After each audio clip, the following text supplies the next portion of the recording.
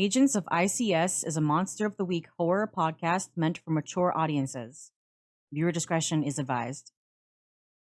Why, hello there. Welcome back to Agents of I.C.S. All that good Monster of the Week nonsense allow us to join our agents as they wander into a motel now. Yo, yo, yo, yo, yo. Yo, yo, yo. Alrighty, last scene was Margot, very briefly, meeting with Kaiba. Graham is coming with, as is Carson, and the four of you are essentially walking into the motel that, oh no, my brain is not working. Joe Truman. He's dead, so I didn't make a token for him. Or I did, but I deleted it, because he's dead. He's Joe Moore. Yeah. Oh, no. But he is indeed super dead, unfortunately. Kaiba, you didn't need to or want to look at the body. Other people came with you. And as they dug through his shit, they basically gave you the key, sent it over this way. And unfortunately, while he is indeed no more, they're looking into it. And you guys are also looking into it as you arrive at his temporary room. This is a little motel that he was renting. The last scene was Margot attempting to open the door. Didn't really want to, so you had to give it a little bit of shoulder love. And as it swings open... I was going to write an intro for today. God damn it. Excellent. You don't get experience. Maybe next week. I was expecting an intro for today. I am disappointed. I was going to write one. I'm disappointed in myself. Now you can write one next week. Well then, with that, Marco's like, I had a thought, but I just lost it. I do one also, but alas. Yeah, like I said, realistically, at the beginning of any of these sessions, you can, if you just let me know, it doesn't have to be like paragraphs long. It can literally be like 3 or 4 sentences. If you just say, Carson is feeling blah, blah, blah with this. Basically, your inside thoughts, not your outside thoughts that you would let the party know. These can be things maybe you don't want them to know, but we say it out loud and we all play along. I'll give you experience if you guys ever do that. It does not have to be super long. It's okay. Just don't say Carson angry, then open the door. Okay. Speaking of opening the like door. That was a little pointed. But okay, right. Crumbling paper, throwing it away. Puts my mic on mute so you don't hear it. It's just more reason to hunt him down. Exactly. Alrighty, speaking of opening doors, Margot, door swings open, and that stereotypical scene in every detective film and whatnot where there's just paper everywhere and strings and lines and pins to the walls connecting all the bits of information that Joe hath indeed collected is laid out before you all. And I assume it's nightmare papers in here, right?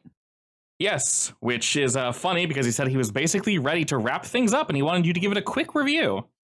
All right, well, step 1, I'm going to whip up my phone and start taking pictures of how everything is organized. In case it's relevant. Because, you never know with mad scientists. As expected, Margot, you are a field agent, so it does fall within your jurisdiction, while it is not definitely your job. You mentioned before that you wanted to come here and look at the stuff just in case they missed something. And I mentioned that, yes, if you go to look at something, I will always give you more information. Otherwise, I'll give you, boilerplate info, which might not be enough. And you're allowed to touch things, move things around. You are trusted. Yes, as I said, there is indeed furniture and stuff, but he moved it in ways to most benefit him moving about the room in his unique way. All right. So if I start perusing while I'm taking pictures, do I glean anything from just a quick look-see? Yes, most definitely. I assume the 3 of you are kind of looking about, trying to figure things out. If anyone wants to roll something, then do make sure to ask me in character so I can use my thingy. Remind us what it is again? Let me link it. And as far as I know, I can use it as often as I want, so basically just a free +1. Yep. If it makes sense in the context, I guess. Okay, got it. And ongoing means +1 for the whole situation, not one time, which is definitely nice. Yeah, I mean, as long as we're investigating this area. Yes. So if, for example, if Margot's just looking through papers, technically that doesn't really apply. She can do that herself. Obviously, you can't ask him for literally everything, but it would be something that he is good in, or something that is more particular, essentially. Like if you're trying to find a specific something in this mess, I guess. Yes, exactly. Alrighty. So now that we know that, you all look about. I would say all of you go ahead and roll me investigate mystery.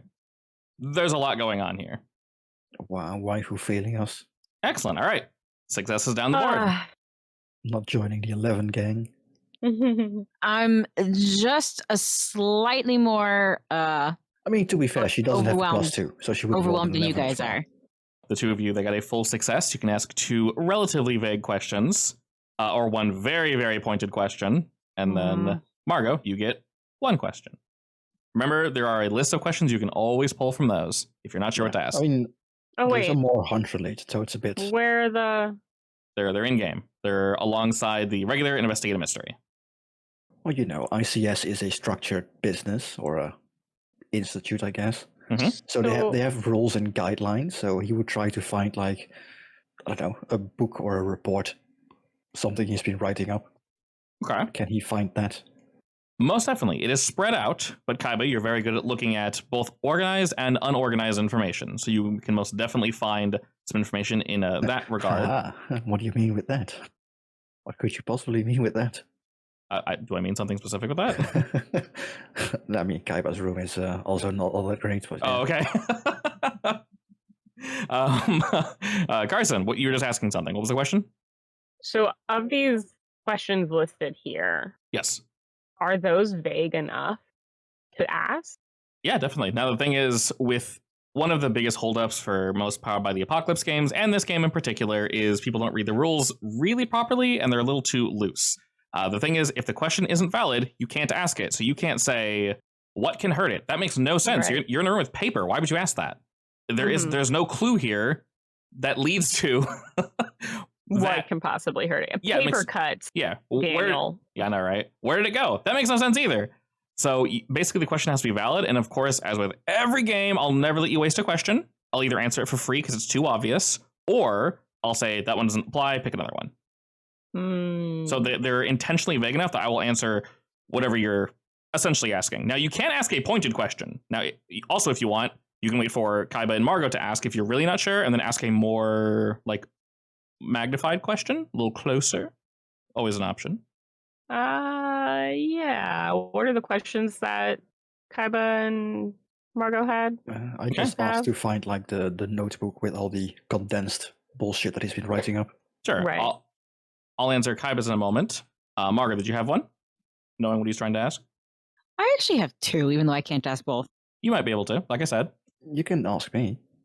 Yeah. I still have one left. Question one, I want to know if Joe had any idea what his informant was. And question two, I want to know what Joe was working on or what he thought he was working on specifically. Okay. The second question will be answered through Kaiba. And the first question is basically, does he know, like, who his informant was, essentially? Or anything about him. Surely he didn't do any investigating, or else he's an idiot. Excellent. All right. We can go ahead and start with Kaiba. And essentially, this wouldn't be clear for some folk, but it is very clear for you. Basically, Joe had been looking around for quite some time. Little clues, little things have been popping up, and maybe he didn't like the way they looked. You can see in a lot of his notes, and of course, this will take you guys some hours to go through, so we're going to be here for a good portion of the day, but we are going to get all the information that we need. You determine, essentially, that while he's kind of going through all this, he hopped, essentially, from case to case, and he noticed that some of the cases had really odd similarities, and he couldn't really place what they were, but there was one reoccurring, we'll just say, event amongst most of these, or something that was brought up. That thing is a pop-up or temporary study, meeting, group, something along those lines. The ones he was particularly following, in fact, the one he clearly has the most information on, was a sleep study that ran for quite some time, a couple of years ago, actually. And you can see, looking through his notes, that a lot of the folk that he was questioning were like, oh yeah, I went to that sleep study. And, you know, there were X number of people there, blah, blah, blah. It was great. Worked perfectly fine for me. And he goes, okay. Some people involved in his cases, whether now deceased or involved with someone who is now deceased, same thing. They went to some form of sleep study, some form of meditation, things of that nature. But a lot of these involve basically vibing out, relaxing, and, you know, connecting with your inner self, or very calming studies. So they kind of all link back to sleep. And in this, he actually couldn't find most of these, like, locations, as they were entirely empty by the time he had gotten there. But there is one that he is aware of, and he thinks he knows how to get in, that, to his knowledge, was abandoned. As in, the stuff should still be in there. And for whatever reason, they just left it as is. Maybe they were leaving in a hurry or something. Well, that's one clue. You also find he didn't necessarily have enough, maybe enough clues, which is probably what he wanted help with Margot, to determine, there were some missing people here. That's odd. There were some missing people here. That's odd. And those missing people were very close in proximity to these sleep studies, meditation studies, things of that nature. He wanted to connect them, but before he goes to I.C.S. about this, he wanted to make a firm connection first. And he believes that his guy on the inside had some pretty potent information. So, our dear Graham, did he mention that there was meditation involved in his testing? There definitely was, at least a little. And kind of going through these notes, you do see one or two sort of pop up, effectively, yes, psychic clubs. Those that are trying to connect to the beyond, and either failing or not. I mean, interesting. It's within the realm of possibility that these were connected. Like above board, was Joe looking into the cult group that Graham was in? Did we ask him that, or was this unconnected as far as we know? So not that one particular, but he thinks that maybe, from what you can see, Kaiba, he is somewhat concerned that these are all connected in some weird way. They look very above the board is a thing, but too many people in the area have gone missing. And it's fairly normal for a college to run a sleep study or something. So he wanted enough information to not look crazy. When he went back to I.C.S. and he was hoping to meet up with Margot and possibly some others, you guys actually see that after Margot, he was planning on meeting with maybe some others to see if they had run into anything similar. I was actually gonna backstory play that I was in town because following that lead, so we can say that he gave me that or the info about the club that Graham went to, and I was following up on that. Perfect. I mean, if you want, you can even say that maybe in one of your past cases, you ran into an individual that maybe went to something along these lines. With my backstory, I could realistically say that I might have been part of one of them. So yeah, that's perfectly acceptable. That's interesting and nice. And then Margot. I think he was following up on one of the clues that I was investigating. Well, I don't believe in coincidences, so sure. It gives us something to look at least. Let's see if we can find more. As you'll continue to look around more, what precisely did you want to know about his, like, did he know, when you say what he was, do you mean like what kind of creature, or if he was something weird? Because he was clearly weird. Or a description. Anything, because I don't think Joe actually knew what the guy was. From what you can tell, it seems that while Joe didn't ask this individual many questions, he leaves it in his notes that he definitely attempted to, but he was stonewalled very quickly and learned, don't push into this guy's past too much, at least on the surface level. So he found different ways to ask questions to maybe get around that just a wee bit. And he believes because this dude was able to give him information about, this location, this location, this location. They were essentially trading information. So this dude, the inside guy, was sort of confirming for Joe that yes, maybe the entity mentioned this guy mentioned that he worked at one of these, or he helped facilitate their like procedure effectively. So maybe he helped with like the background stuff, not paperwork, but he helped with the actual research of the sleep studies. Yes, and from what you can gather, he helped in more of a mystic way, not your usual above the board, like, all right, we'll just like count heartbeats and things of that nature. So he was giving him information on, hey, we did this, and this. And maybe he let slip the location of a few of these areas. Joe perused around and he found one that was abandoned, which you guys do have the address for. All right, we can check that out. Yeah, I'm into it. Check. Yeah. I mean, we can still check out this house more because we have questions left, but... Yeah, it's like I said, if it's any question that is easy to answer, I won't have you roll. I'll also go ahead and drop this on you guys now, and this is solvable now if you'd like someone to mess with it, of course. Regarding the information you know now, Carson, do you have any specific questions? Because you did roll an 11. Actually, can I just hold those? Yeah, I mean, as long as it's relevant to what's going on here, definitely. Was mine a specific question, by the way, or did I also have a second one left? What's your second question? I was going to see if he was hiding something specifically in, like, I.C.S. allocated spots. Things that only we would look at. He is Anything he tried in. to keep hidden for normal law enforcement, basically. Oh, stuff that Joe was hiding? Yeah, like stuff that he would be hiding in case he got raided or something, but ICS would be able to find. Like Yes, backup, actually. black book, stuff like that. Yeah. I'll actually lead that into effectively that would have been the location of this sleep study. He did not want anyone to find this because if law enforcement got there first, they're going to find what he 100% has been working on, and that is not acceptable. He has to get there first. So you have the exact address of this location. You also have a clue to get in. He doesn't leave the exact password, but it is key code locked. In fact, it is, from what he has gathered, he got in once, and he looked around a bit, didn't like the vibe, and he left. So you see that in a book that he left off to the side. And he didn't write the exact password, but the keyword is Alibaba. And he notes that the password entrance mechanism is a 9-key number pad. Interesting. Might be something like, open sesame in words in letters. Well, let's go check it out. Unless you have any more questions. No, I think I'm good. I'll just save them. I mean, we can flashback them in that case. So. Yes, you definitely can. If you suddenly think of something, oh shit, I would have messed this. Totally okay with that. You don't got to run all the way back. All right. The hint is just Alibaba? Alibaba, correct. Alibaba and the 40 raiders or something? 40 knights? Thieves. Alrighty, and are we taking this opportunity to go there now? Yeah. All Right. right. Look, but there's a TV program called the Gold Raiders. What? Cute. All right, looking around, back at the motel, before you all leave, you guys would mention, and Graham probably would see that there might have been a connection to the little club he went to. So that leaves a couple like, interesting. Okay, well, interest peaked suddenly. Also, this room's a lot less bloody and stabby, so I approve. I mean, meaning to ask, by the way, I know Carson, we're in the same line of business. We're both consultants, and Margot, obviously, I know because she works for I.C.S, but who's this guy? Newbie on trial. Oh. Well, seems like you got the short end of the stick with your first mission, but...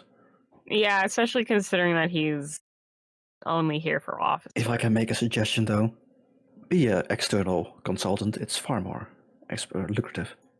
If I hop on board, that's going to be the idea, yeah. Good news, Graham. This case might actually find out what happened to Finn. I mean, that's what I'm here for. It's gotten a little more complicated than I was expecting, but, No kidding. All right, I heard you were doing something with, what was it, a forest? Yeah, it was I will say the name. No, yeah, that makes sense. No wonder the I.C.S made me do a study about that. Really liked faces. That makes sense. So you're a consultant. Something like that, yeah. I kind of fell into the line of work. How have we never run into each other before? For the past, 8 or so years, I have been mostly a consultant over the net. I've only recently started doing field work, actually. But surprise, surprise, my long-lost brother. Imagine my surprise. It is a small world. Yes. Good to find out that the organization I've been working for was the ones who kidnapped them when they were still babies. I guess. There's definitely a bit of spite in that, by the way. I mean, I don't remember anything about that. I'm sorry. I can imagine. Trust me, it's probably better if you don't remember anything of it. Okay, and I will awkwardly go back to looking at the papers. Margot does not know how to feel about this. That's fine. We'll have time to talk. We can say that you guys were essentially having this conversation on the way to this research facility. It's not too far from the motel, but we're definitely burning down. We're burning daylight with all our research and getting there. And after some time, your group does indeed arrive. Very similar to the back alley in which you met Joe Truman originally. This place is nestled away, which is unsurprising.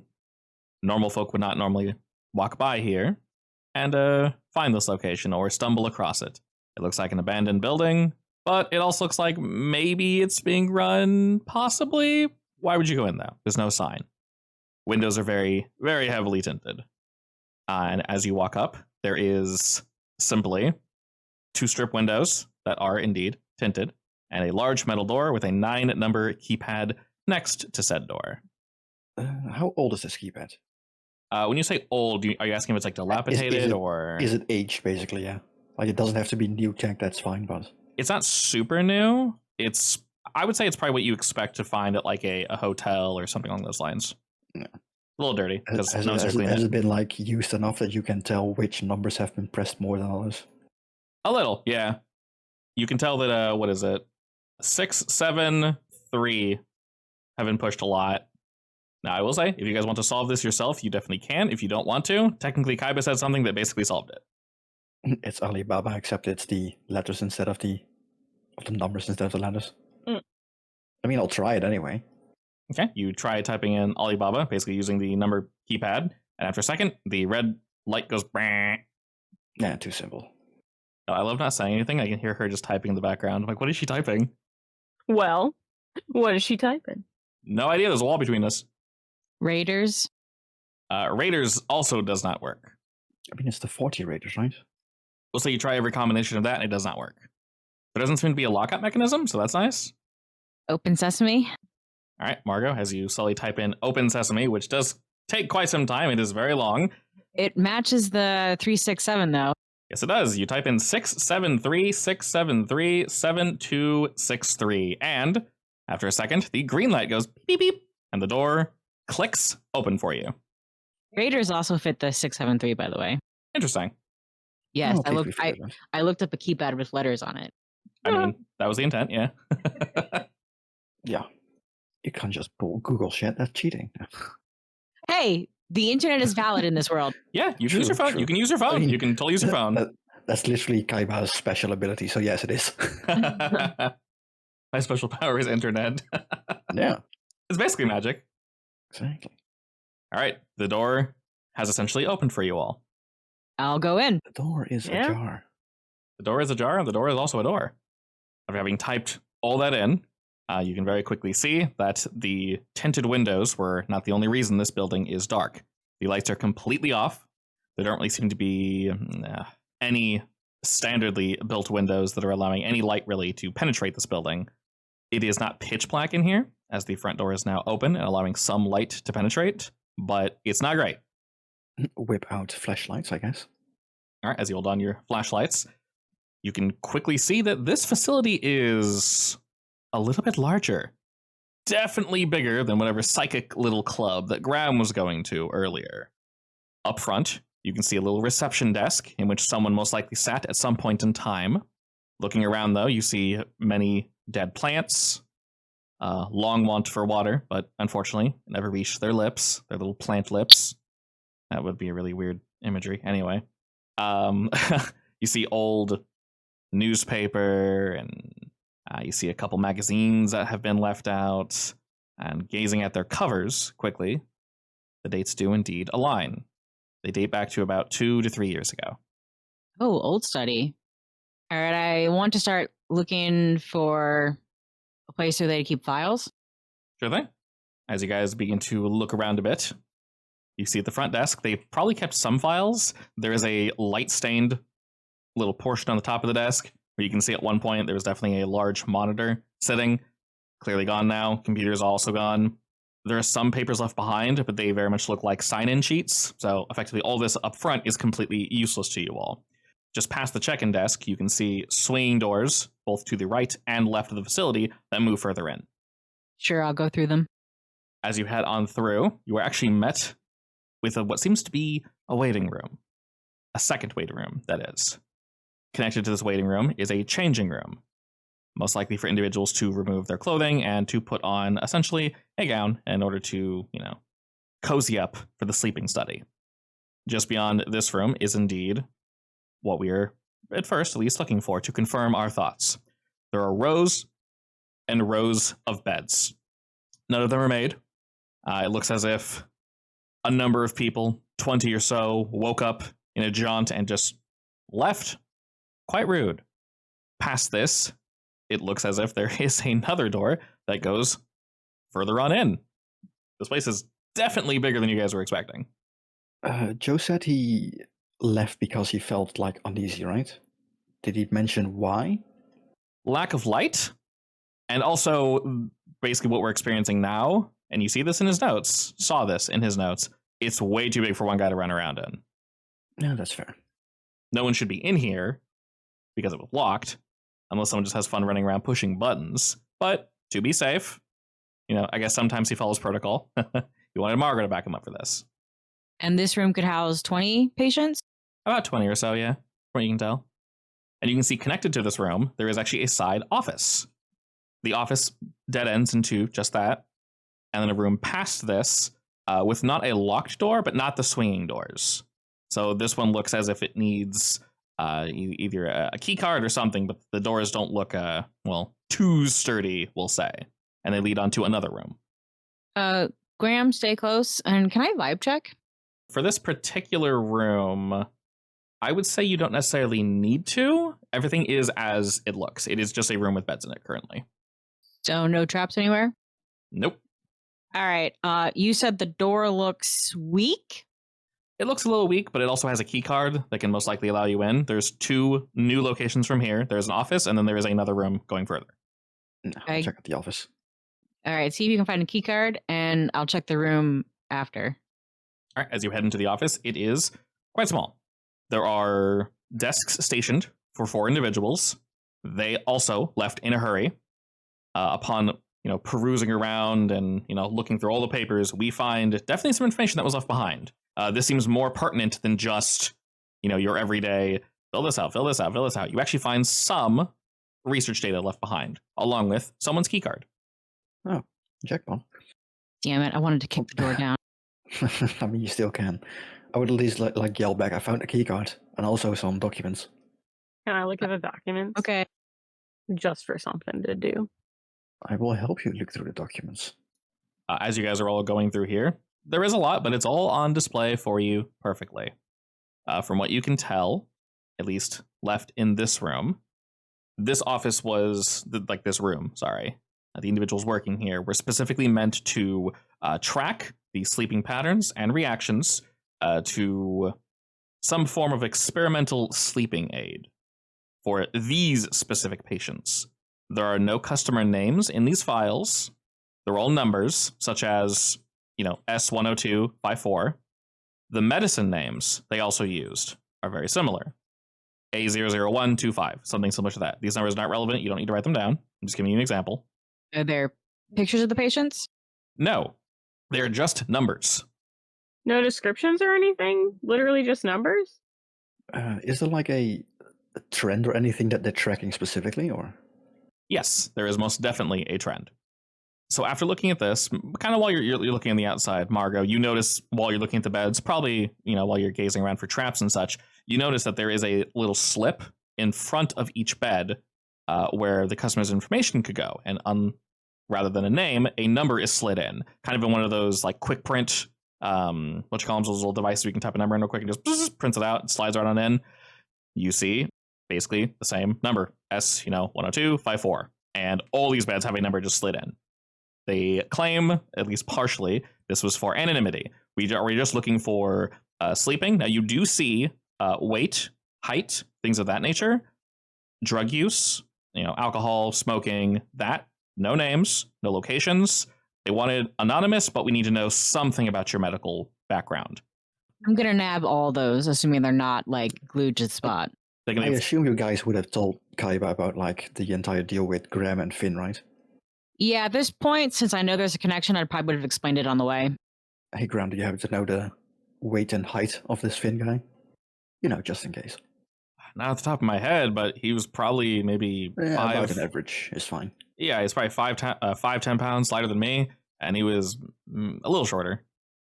I'll try to see if I can find any ID cards, I guess, IDs with similar descriptions. Okay. Within the range of tolerance. You begin to kind of try looking for that, and while you're looking about a lot of this information, you actually notice that there is a rather large heavy-duty shredder somewhere nearby between all these desks, and someone kind of jokingly wrote a very flippantly passerby remark, as if to say, useless information, just shred it. We're done with it. But they do have a section, along with staying on their desks, for any that might have maybe gotten them a positive reaction. But a lot of the shredded ones are basically just useless, waste time. There's a little mouth actually drawn on the shredder. So they clearly use this thing quite a bit. And they had a sense of humor. And as you can see, what they were looking for is that deep sleep, that really deep sleep. Not everyone was able to achieve it. In fact, I would say, Kabi, you're pretty well read, right? Yes, I literally get a bonus. Right. Then I would say for you specifically, you would notice that I don't know how much background you'd have in the medical field, but you've worked many cases. If it's any kind of fringe sciencey kind of bullshit, yes, I have read it probably. Perfect. You notice that while the information is filled out technically in a correct fashion for these sheets, they're lacking information that you would probably consider important. So what they're looking for is almost too specific. They're not tracking things that probably should be tracked for a sleep study. Can I roll to glean more information out of it, like anything even more specific than that, or just something related to sleep? For this room in particular, it almost seems like they're going too light on the information. But you are aware that anyone who passes this essentially graduates to the next level. Yeah. Does it say what the next level is? Assuming there's nobody that matches Finn's description, I would join Margot for the other office. Maybe yes. There's more information there. Yes, the graduation is effectively described as the deep sleep room, which you guys can see is indeed labeled as such just up ahead. And Margot, I assume you're not kicking the door down? No. I'm sorry. I'll find a door for you to kick down, don't worry. Thanks. Anytime. You slide in the key card. It takes an extra second. For a moment you worry, shit, it's broken. Maybe I do get to kick this door down, but it eventually beeps, and the door kind of clicks, and you are now aware that it is open. Are there any cameras here in this room, by the way? Yes, there are. They are definitely not active, though. Their little red lights are not on. Okay. Thank you for asking that, though. I do want to check if they maybe had some recorded footage. I'm hoping for faces. Yes. That was my idea, too. Or maybe we're being watched right now. Or that, too, yeah. No, sadly, the cameras are apparently not functioning, so we go into the room. The second you open this next room, you're immediately assaulted by a very foul stench. This room is as dark as the others. The exact same scene lies before you. Lines and lines of bed, then another door up ahead, moving to a separate sleeping room, and to the right, again, another office. These beds, though, while disturbed, you're getting a different vibe from them. Most that you can see are made. When I say made, I mean as in, it almost looks like no one slept in them. Mechanically so, actually. So, fewer folk were most likely in this facility. Looking in front of each of those beds, there's no label, so that would logically make sense. But something you absolutely 100% cannot miss is about 7 beds in to your guys' left. As you enter, you see a singular bed in which all the covers are covered in a dark brown reddish liquid. Next to the bed, to the right and to the left, they've been pushed away some. You can see every bed in that general area looks as if it were pushed, and many beds in that back corner, in fact, any of the beds that were slept in, while the other ones might have left in a rush, these left in, we'll say, more of a rush. This is in the back of the room? Yes. It's about 7, 8 beds inward to your guys' left. Can I vibe check? Yes, you may read a bad situation. Alrighty, a mixed success. What are you reading a bad situation for? There's mysterious liquid covering these beds, and they're pushed way back, so... Mysterious someone liquid. either imploded or exploded or Yeah. was experimented on. Just in case something got left behind. Okay. After that, can I try using Trust Your Gut? The door was locked, so you never know. Indeed. You may definitely use Trust Your Gut if you'd like. First, though, you may hold 1, Margot, with your read a bad situation. Which of those questions do you want to ask? Are there any dangers I haven't noticed? Let me ask you this. That stain, would Margot instantly consider that a danger? The stain itself, No, it definitely warrants investigation, but I'm alarmed to what might have caused it. Okay. I will say, if you're on the fence regarding it's dangerous or not, your senses are telling you it is. The stain itself? It's not just a stain. It's difficult to see from this distance. It's halfway across the room. There's definitely more going on there, I'll say. You need to get closer, of course, but you can tell bad vibes. Okay, I will tell everyone to stay back. I will approach, and my flashlight's aimed right there. Wait. And I'll pull out some masks, like normal, normal surgical kind of masks. It might be virulent or bad for you. You never know. Sure, I'll snap one on. And gloves. I already have those, don't worry. Yeah, but Kaiba doesn't. Oh, all right. Carson, you? I always have. Good. Very I've glovey always party. got an evidence kit. Yes, I always come prepared for random shit, so have at it. Alrighty. Oh, did I just volunteer myself? Not necessarily. This is just to protect you for future stuff. I mean, we're all volunteers at this point. Yeah. I mean, Graham might want to stay back, but You don't need to ask him twice. So, Carson, you want to read that? You want to read your guts? No. Yeah, I want to read my freaking guts. All right, pour them out for me. Let's read them. man, the one has inside ropes. the other has Failure! guts. Excellent. Inside guts might be outside guts. Yeah. But actually, Yes. I do think it's worth mentioning that on a miss, on a failure, my instincts will lead me into danger, This is true. which also I think doesn't that help my my other thingy a little bit? If you get captured or Always the something. victim, Yeah. just in case I get captured. Yeah. I mark experience. Cries. Well, I'm gonna hold on to that failure. Make sure you mark experience, by the way, Carson. Okay. All right. And moving forward, Margot, you are first. You're all masked up. You all got gloves. Very smart. This is worse vibes as you get closer. And upon getting closer, Margot, there's something odd instantly you recognize. There's no one in the bed, but the closer you get, your instincts tell you otherwise. You feel as if there is indeed someone in the bed. There are just covers covered in blood, lying almost entirely flat. But now that you've gotten closer, they are not entirely flat. There's a slight bump. It does not look human, though. Where the nose would possibly be, if someone were lying on their back, shoulders, hips, feet, all that, you don't see any of it. So it's like someone put a pillow under the blanket? No, actually. It looks as if a blanket is lying completely flat on a bed, and there are random lumps and bumps in locations there should not be. And while a normal individual would assume these are just crumpled blankets, your guts are telling you there is something under these blankets. There's something under there? Did you say that as Carson? Yeah. It was also kind of a question. Yeah, I'm getting a little nervous over here. Give me a second. I mean, before we approach, we could see if there's like, I don't know, documents or something around. Is there anything we can poke it with? Takes out 10-foot pole. Take out your sword. I probably should. Ooh, yeah, sure. Kaiba like looks at you like, where did you keep that? It's always on my back. Was it? Like, I should probably have it in like a. Oh, you did buy a guitar case or something, right? You were going to do that? Yeah, I should probably have it in one of those. All right, I will. While keeping my eyes on the beds in the surrounding area, I will pull out my sword and then I'm like, check if there's any notes around here, guys, and I will watch this. Sure. It's giving me a bad feeling. Yeah, I'll look around.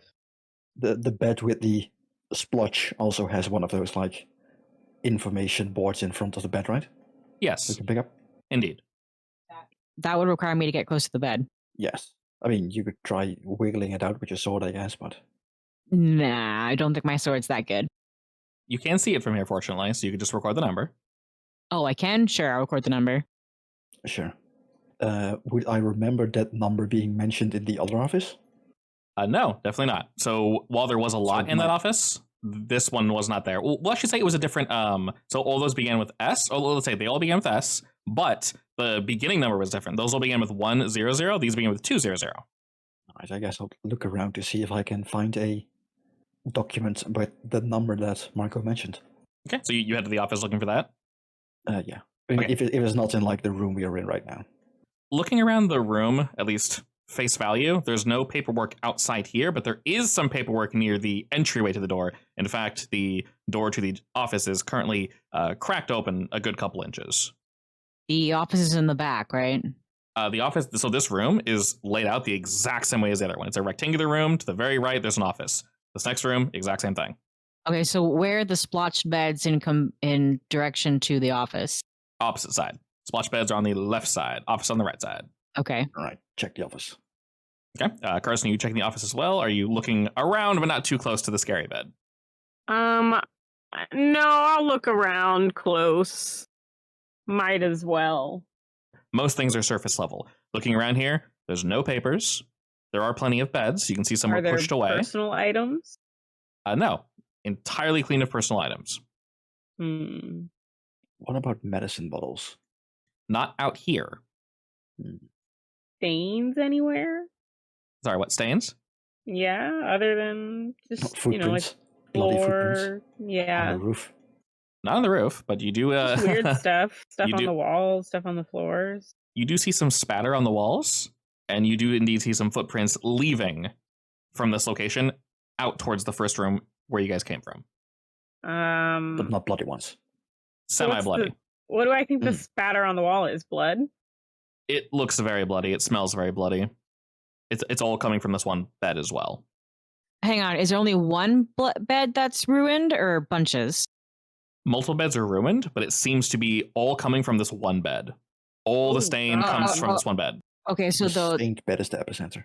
Yes. so the one bed that I'm keeping my eye on with the lumpy, it like sprayed to the other beds, but they're not a continuation of it. Correct. It seems as if something pushed them away. One bed's actually flipped over.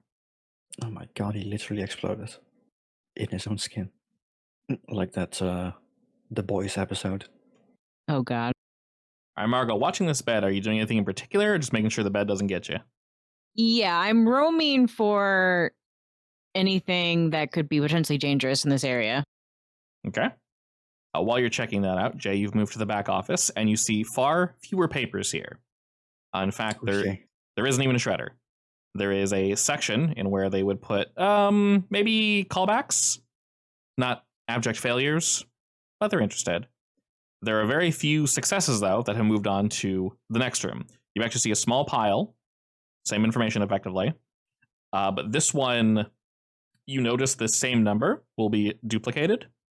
The only difference is the outcome and the medicine they were given. And once again, they are looking for a very, very deep sleep, like past what we can normally get upon dreaming. They're looking for something beyond that, almost to the point where, from what you can see in these research notes, Jay, they're looking for. Sorry, Kaiba. I'm staring at your token because it's dead center. I don't know why. No. Every can just remove it or put it in the side or something. He's talking to I.C.S. recovering, so Yeah. that I don't want to forget to ask to reduce his damage and ask you to de-stress after this day because Jay isn't doing anything. So anyway, that's a reminder for myself. But yes, Kaiba, upon looking around this area, you determine that the level of deep sleep they're looking for isn't abnormal necessarily, but it borders on being able to trigger the what's it called when you can control your dreams? Lucid dreaming. Thank you. Oh, I must have called it something really weird. Yes. That's at that exact same time. If we have enough brains here, we'll come up with the right words. Yes. Basically, they're trying to trigger lucid dreaming, but even beyond that. And that's realistically... Beyond that? Do you mean like taking stuff out of dreams? Potentially. It doesn't go into enough detail here. I would say by this point, Carson, if you have wanted to, you can go into the office with Kaiba and look with him, because realistically out here, there's nothing. It will take Kaiba 10 plus 20 minutes to look through all this. There's a lot, and it's not well organized because it looks like they also left in a hurry. So if you want to help, you definitely can. Okay. I think at this point we need to know about the meds they were using. If they're, Everything is coded, so we don't really know unless we find some legend, I guess. Yeah, well, is there also any chance that since they left in a hurry, they left some samples behind in like a fridge? Like I was thinking they left in a hurry, so they might have shredded something. It looks like there's no fridge in this office, but there is an additional room that goes even further beyond this one.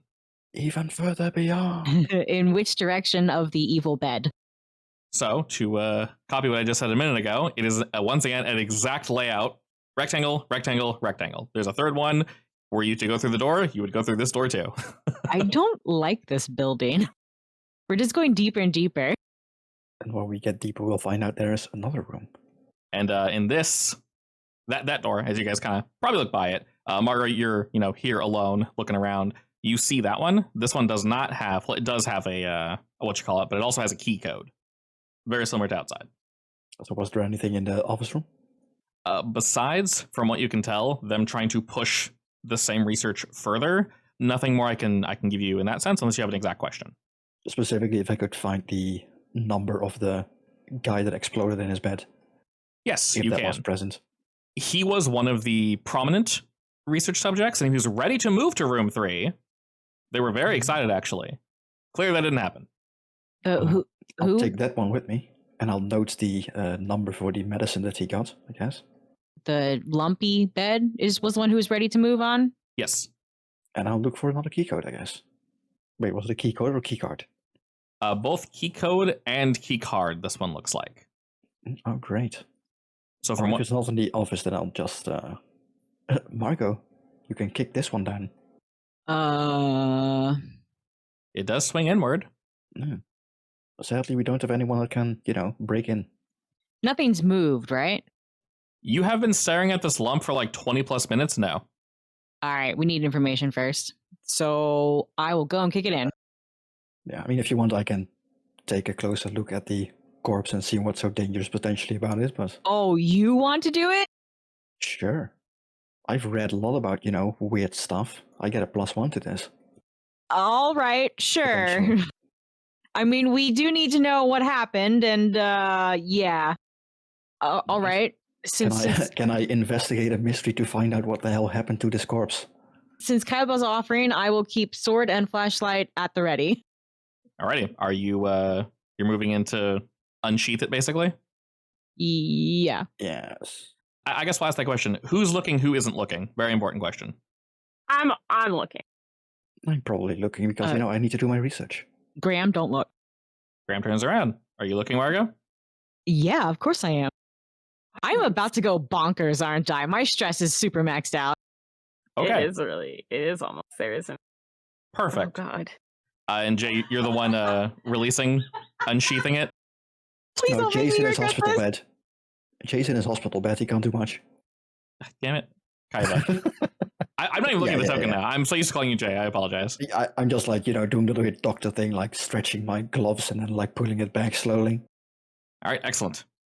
Upon touching the covers, you instantly realize that while they are definitely rigid, which makes sense, they're a little more moist than logically makes sense, having this building As in it's too fresh, I guess. A little, yeah, slightly. Which wouldn't make sense for magazines being 2-3 years old. Correct. Exactly. And as you go to sort of peel these covers off, it does indeed come off in one piece. Quite easily, actually. And under the covers, as you guys shine your lights towards this figure, it takes you a few seconds to figure out what the hell it is you're looking at, because it doesn't make any damn sense. You see what was once the outline of a human body, but everything is wrong and twisted. It almost looks as if the flesh, muscle, bone rebelled against itself. Almost as if the bones of this person shot up out of their body, splitting their skin along an almost too perfect of a seam. They were, at some point, lying on their back. Their skin, what is left of it, is ragged, torn, but that isn't the strangest part that you notice. Upon looking at this figure, Margo, I mentioned to you there were various lumps and bumps. I'm going to allow Kaiba to investigate a mystery because you're the closest looking at this. But all of you are going to have to roll to keep it together. Just rolling for stress. Yay. So go ahead and roll that first, actually. I love rolling stress. This is going to be plus cool. Excellent. All right. Oh, God. Love it. Kaiba, go ahead, mark experience. It's smart. Alrighty. Carson, No stress That's for 3 ones, you. by the way. Your yeah, oh god, yeah, 1 + 1. Oof. Carson's fine. Margot, you get to mark 1 stress. Which one are we marking? That would be stress. Oh boy. Okay. So, this is the first time we have gotten here. Am I doing the panic roll now? Yes, this is the first time we get to do this. All right, we're going to resolve this before I give you any more information. And Margot, because you are seeing this apparently the closest. Oh, Kaiba, before we get to her shitting her pants, you get to add 2 pips of stress. Where would you like those? Just normal stress, I guess. All right, makes sense. Yeah, I think I would only add fatigue if I see like weird magical-esque or fringy stuff. Yeah, that definitely makes sense. I And mean, we'll, this is definitely close to that, but it's more medical horror. yes. So, Margot, we have finally maxed out the other stress meter. Congratulations. All right, the way this works is when stress maxes out, it instantly resets to 0, and you basically have to do a stress check for Margot. We've already labeled from what makes the most sense for Margot. This should be your panic roll, basically, I believe. So effectively what's going to happen is, depending on the moment, depending on what's happening, one of 3 of these things is going to trigger fight, freeze, or flight in that order for Margot. You rolled a 3, so you're going to freeze. I'm also going to add a -1 for a certain number of rolls going forward, and I'll let you know when they come into play. So that's not a -2 going forward, it's a -1 going forward a number of times. Okie dokes. So Margot, upon seeing this, I'll describe the rest of it, and then you can do your quick investigation, Kaiba. Possibly realizing it, looking at this, and maybe exposing Margot to it for too much longer is a very bad idea. The body, the figure, lying in this bed. You don't need to focus on it too long to see this. Besides all of the gore and the complete mangling of any internal organs or structure this figure once had, you notice that the body itself has sunk into the bed. And I don't mean they've sunk into the mattress. From what you can see looking at them, they look as if they are sunken down into the mattress at least, bare minimum, 6 inches, possibly up to a foot. Like they melted the bed itself? They are so deep in the mattress, they should be coming out the bottom side of it, and they are not. In fact, looking at the mattress, the underside of it, since you were staring at it for quite some time, Margot, I can tell you for a fact, and this is probably what causes you to freeze up and realize, the underside of the mattress is not pushed down as if they were pushed into it. So what? They became one with the mattress? Not even that. They're literally like pushed into... your brain cannot handle what you're seeing, essentially. So they face through the mattress, basically. Not even that, no. It looks as if... So, for example, if you were looking into this mattress, let's use a very exaggerated number here. You could see 10 feet down at the mattress as if it were a well. But looking at the side of the mattress does not go down 10 feet. Now, it's not that extreme. Aww. It's only about 6 inches to a foot. But looking at the side of the mattress is not that thick. It's very thin. So it's like altered time space. Yes. Okay. From above, it looks like he's sunk in way further than is physically possible. And Yeah, seeing... in pure Kaiba fashion, he's gonna joke about that. I wish my mattress did that. Seeing this, Margot, how do you Carson respond? laughs nervously. Graham laughs nervously, having not looked at what just happened. Anyway, I'll pull back the cover, having seen enough. Is Margot just standing there? Yeah. Was there anything left over of the face to recognize him? I can't answer that question for you, but I can answer it to Kaiba after he does an investigation roll. And then while he's doing this, Margot, let me know how you would respond. Just on the off chance, I would have shown you a picture of Finn. I guess we'll find out. Well, Well, can I see him? This body, yeah. If the two of you, while the covers are pulled back, if both of you want to roll the investigation, you definitely can. would I be able to apply my +1 for like random bullshittery? Which +1? This one. Like, is this something I don't know, anything relatable to books, like weird experiments with sleeping and, falling through your mattress, which suddenly becomes big or something? So, for this one instance, I'll say yes. Normally, what this is like during a downtime, you effectively hit the books, and then you get a +1 forward to your next roll, and we'll mark that on your token, and then your next roll gets +1 to that relevant. Yeah. So essentially, in the canon, how it would play out is you guys would go, let's say, into the city. Margot questions someone. Carson questions someone. Kaiba, you hit the library and you read shit. And then when you roll investigate a mystery, you get a +1. Okay. But you read through some of the research data, so that I'll say is effectively the same thing. So you can give yourself a +1 from that. Sure, I'll take it. All right, excellent. Both of you have a 10. You can ask a very pointed question or 2 vague questions. Is it Finn? No.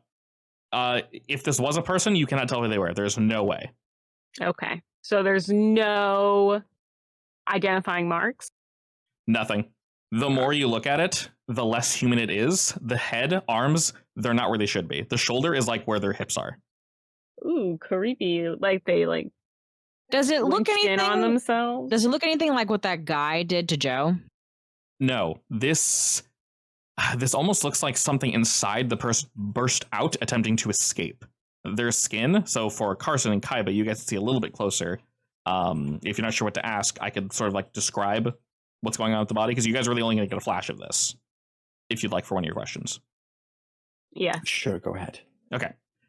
Besides the limbs not being where they should be, it almost looks like 2 things. 1, the bones are sprouting very similar to vines or plants. 2, it very much looks like some of the skin, the flesh, was replaced with a very scaly-like substance. And you can see it shimmer in your guys' flashlight just for a moment. Hmm. Hmm. That's weird. So for one question, does this remind me of anything I could have potentially ever heard about, like a creature? Like his new shape, basically.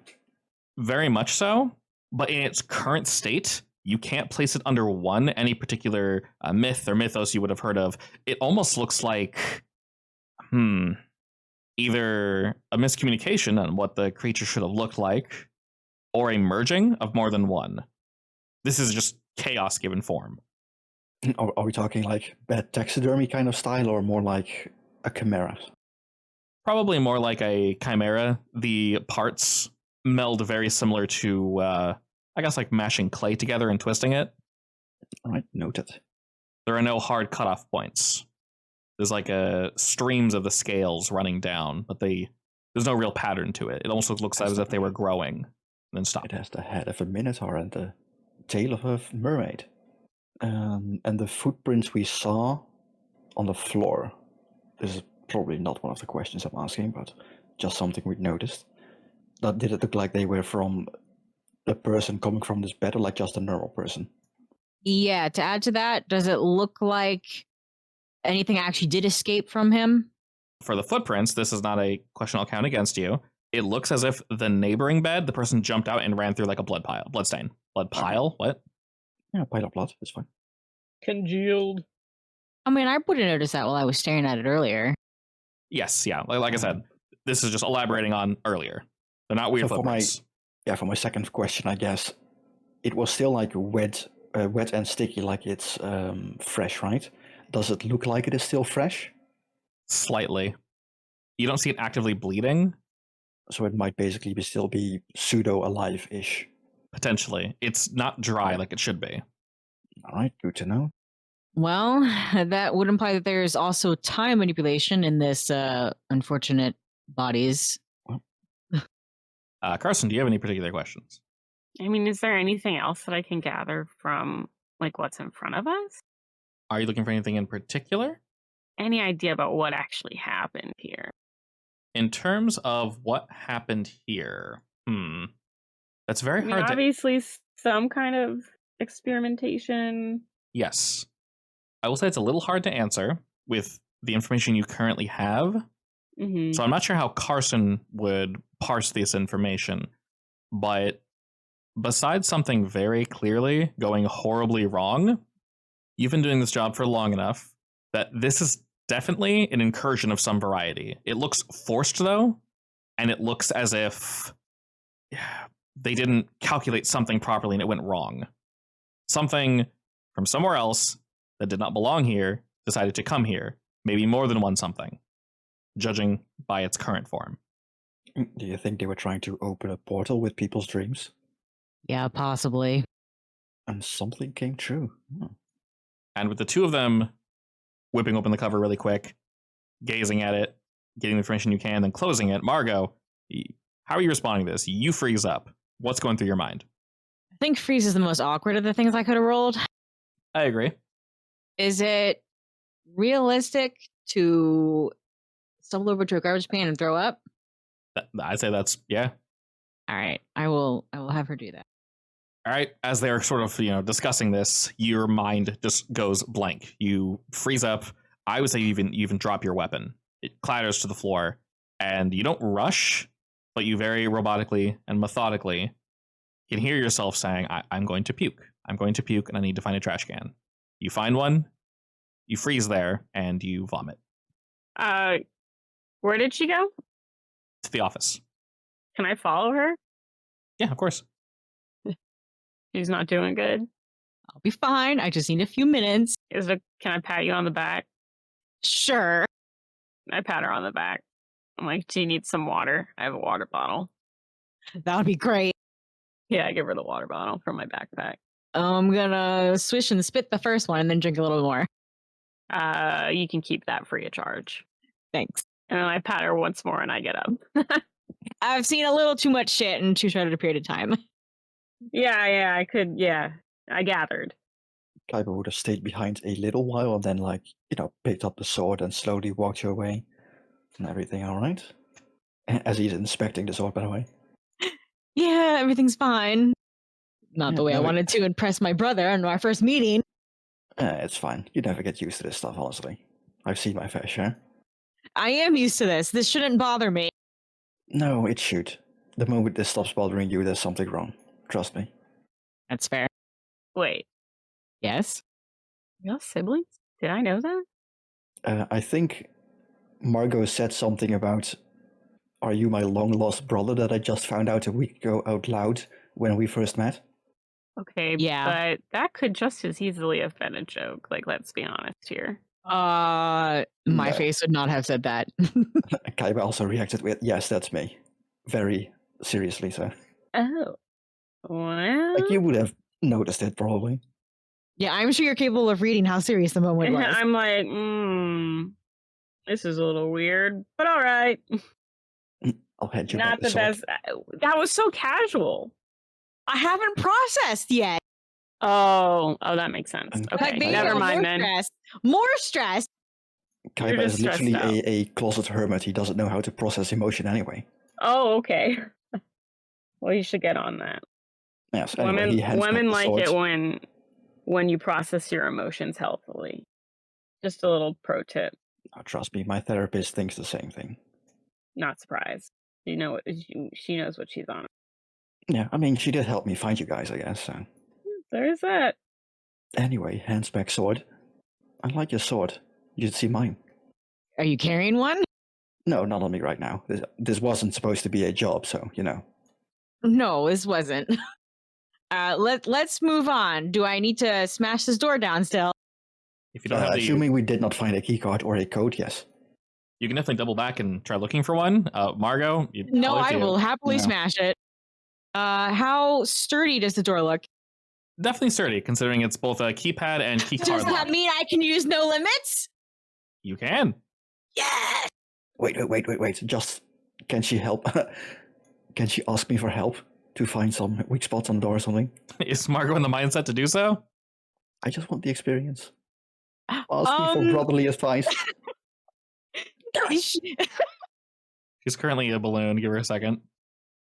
Yes, I'm still a little shaky. I will go ahead and, where's this door look weakest?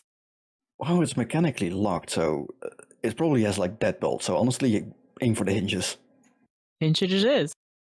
And that's my advice. All right, You got a Kaiba, +1 now. go ahead and mark experience. And Margot, no limits, +1. Hell yeah. I am still not okay, I guess. Oh my god, that's Snake again, eyes, a normal baby. one. All It right, kind of bounces off. we got those goose eggs. Did I actually roll 2 1s? You did, yes. Hey, on the plus side, it's ongoing, so if you want to try again, you still have the +1. Am I even allowed to try again? On a miss, something goes horribly wrong. I break my leg. You need to mark experience at least, Margot. That's nice. Shoulder blade goes out. All right. How are you trying to open this door? Are you just ramming it? Yeah. Alrighty. Sword down. You go to move forward and ram the door. using all your might, Margot. Like I said, it swings inward, so theoretically this should work. You hit it really hard. I mean, hard. You hear it echo on the other side. And you almost got it right. Try again. You charge forward and try again, slamming your shoulder into it, and you kind of hear a pop. From myself or the door? From yourself and maybe a little bit of door, but mostly yourself. No. All right, that's when I stopped kicking. And I'm going to give you, so I'm going to adjust what you currently have from stress, essentially a -1 going forward to anything strength-based, because you might have thrown your arm out. So it's going to be separate from the other two -1s. And I'll let you know when those come into play. I do technically have an infirmary. Can I only use that when I'm in my haven? Yes. That's right. So you wiggled it a little bit. You get the feeling, Margot, if you slap this thing hard enough, you could probably get it open. Do I know limits it again or what? If you would honestly like to ram it again, you're more than welcome to. You might want to go with a different, approach, but you definitely can. What do you mean? You're just gonna ram it again?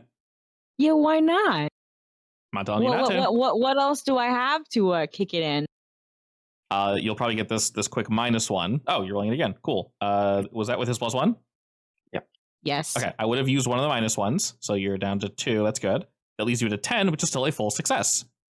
As you're getting ready to ram at the door, Margot, to sort of build off of your last roll, after you sort of hear the door kind of shift a little, you get ready to ram it again.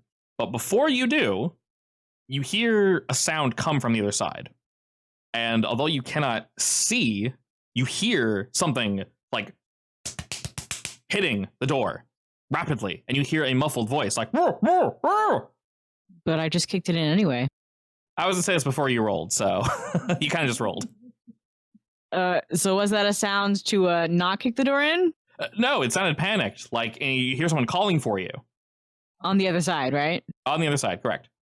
Still gonna kick it in. Okay. You come a-charging, and the slamming stops for a moment. You don't hear them move, but they definitely do, as Margot, you hit this door at the appropriate, perfect angle. And it just screeches as the sealant and whatever jam they had in the way comes loose, along with that little piston just pops right on out as the door, kind of with the whole thing, maybe the frame wasn't installed as, right as it should have been. And more of the door comes with you than you were probably expecting. You don't hurt yourself, you don't trip over yourself, you got a 10, so you're right as rain in that sense, but you now have access to the other side. And some of the stink of this room flows into there and maybe ventilates a little better. There's no AC running, but, get some funk moving around. I immediately look for the voice. You whip out your flashlight, you begin to look around, and the very first thing you notice is this is the exact same layout, again, as the room prior. More beds are set, etc., etc. But you do indeed see a very skinny individual who is not bald, but he's like shaved relatively close, and he's looking at you with his hands out as if to say, "Don't hurt me." And he's wearing like pajamas, basically. Old or young? I'd say he's probably in his like his 30s. Who are you? What? Where did you come from? How'd you open the door? Answer my question first. I'm having a very hard day. You're having a hard day. I've been locked in here for who knows how long. Yeah, so tell me who you are. Rick, my name is Rick. And why are you here? Why am I here? Well, is this 20 questions? I mean, I don't... Yes, it is. Answer the goddamn questions. Sleep experiment. I was here to rest and to sleep, and you finally opened the door. I can leave. Wait, what? Yeah, you're staying here with us. No, what? Hey, Rick, how long have you been locked in here?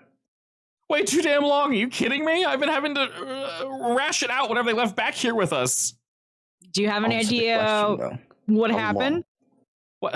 I have no idea what happened. Something went wrong. They made a mistake, and they forgot me back here. They just left me in this room. Everyone left and ran. The alarms went off, and then after a few weeks, when the power went off, was it a month? I don't know. I've been here for months or maybe a year. I've been trying to eat as slowly as I can, and I'm almost out. I can maybe ration enough for, maybe another month, and that's it. But you've all come here to save me. That's correct. Today is your lucky day.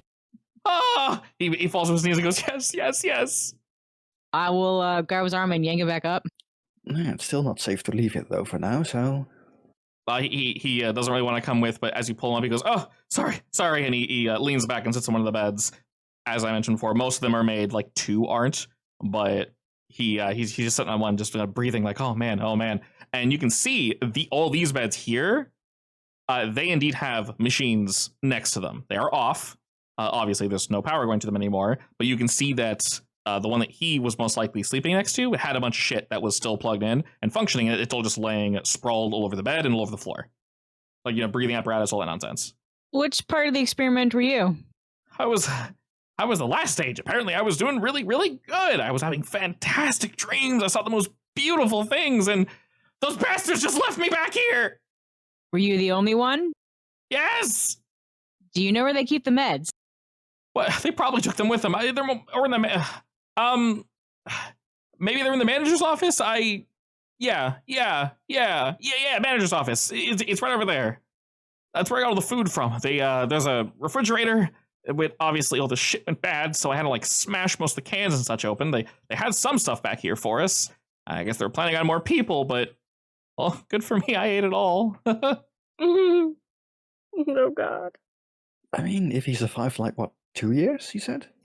There was a lot of food in there. It have to be, yeah. Well, you did a great job rationing, but you're going to stay right there. Are we clear? Yeah, why? Because I'm going to go look at the office.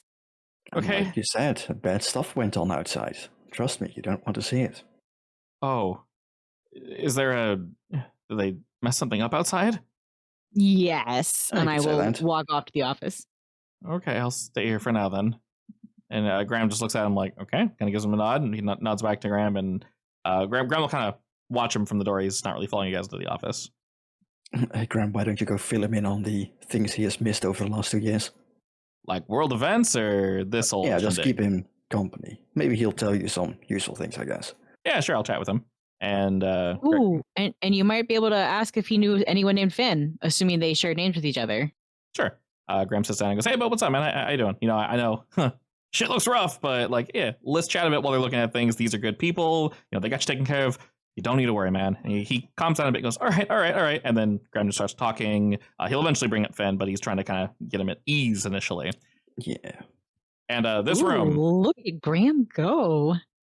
He has a good charisma, apparently. Proud mama bird. A good charm, rather. This room, unlike the other one, is not spattered in blood and eldritch nightmares. It is blank and clean. The back office is, unlike the other ones, notably larger. All right, real quick question. Are there any other doors leading out of this room? No, this is the final one. Excellent. Scour the room. Investigate the mystery, I guess. Alrighty, the three of you are looking basically through all the stuff we got back here. Yeah, see if there's anything of note. All right. Presuming we are looking for effectively just more of the same, I assume? Yeah, I guess my specific question, assuming I don't fail, is if there's anything more specific on the experiments, like what they're trying to do. Sure. For that one, go ahead and roll me investigate. If you have any generic questions, Carson and Margot, you can definitely ask them. Alrighty, an 8. Basically what they were trying to do. Yep. Back here, things are a little more evident. They didn't really have time to dispose of whatever was back here. And while this office... I mean, they left someone behind. There's got to be something good left here. Indeed. While this office is larger, it doesn't look like it was meant for more people. It almost looks like the boss stayed back here. Or the head, Mr. Chaperone, whatever they were doing back here. Once again, there are no names. There are only numbers, including for these original folk. And from what you can tell, there's a back room past this little office here. Doors are open. Clearly, this guy, Rick, ran through here, was looking for things. This office is somewhat of a disarray. Some papers are ripped up, probably out of frustration. It's not pretty, to say the least. The back room in which all the food was kept, there are indeed cans and such and things of that nature. You guys can kind of smell like wafting old cans. There's not really, ways to like wash. There most likely was running water at some point, but he probably like drained it into trash cans and whatnot, or like whatever he could. And then after a while, they all just shut the water off, so he ran out of water too. Smart. Yeah. In terms of water from the outside, at least. So not great.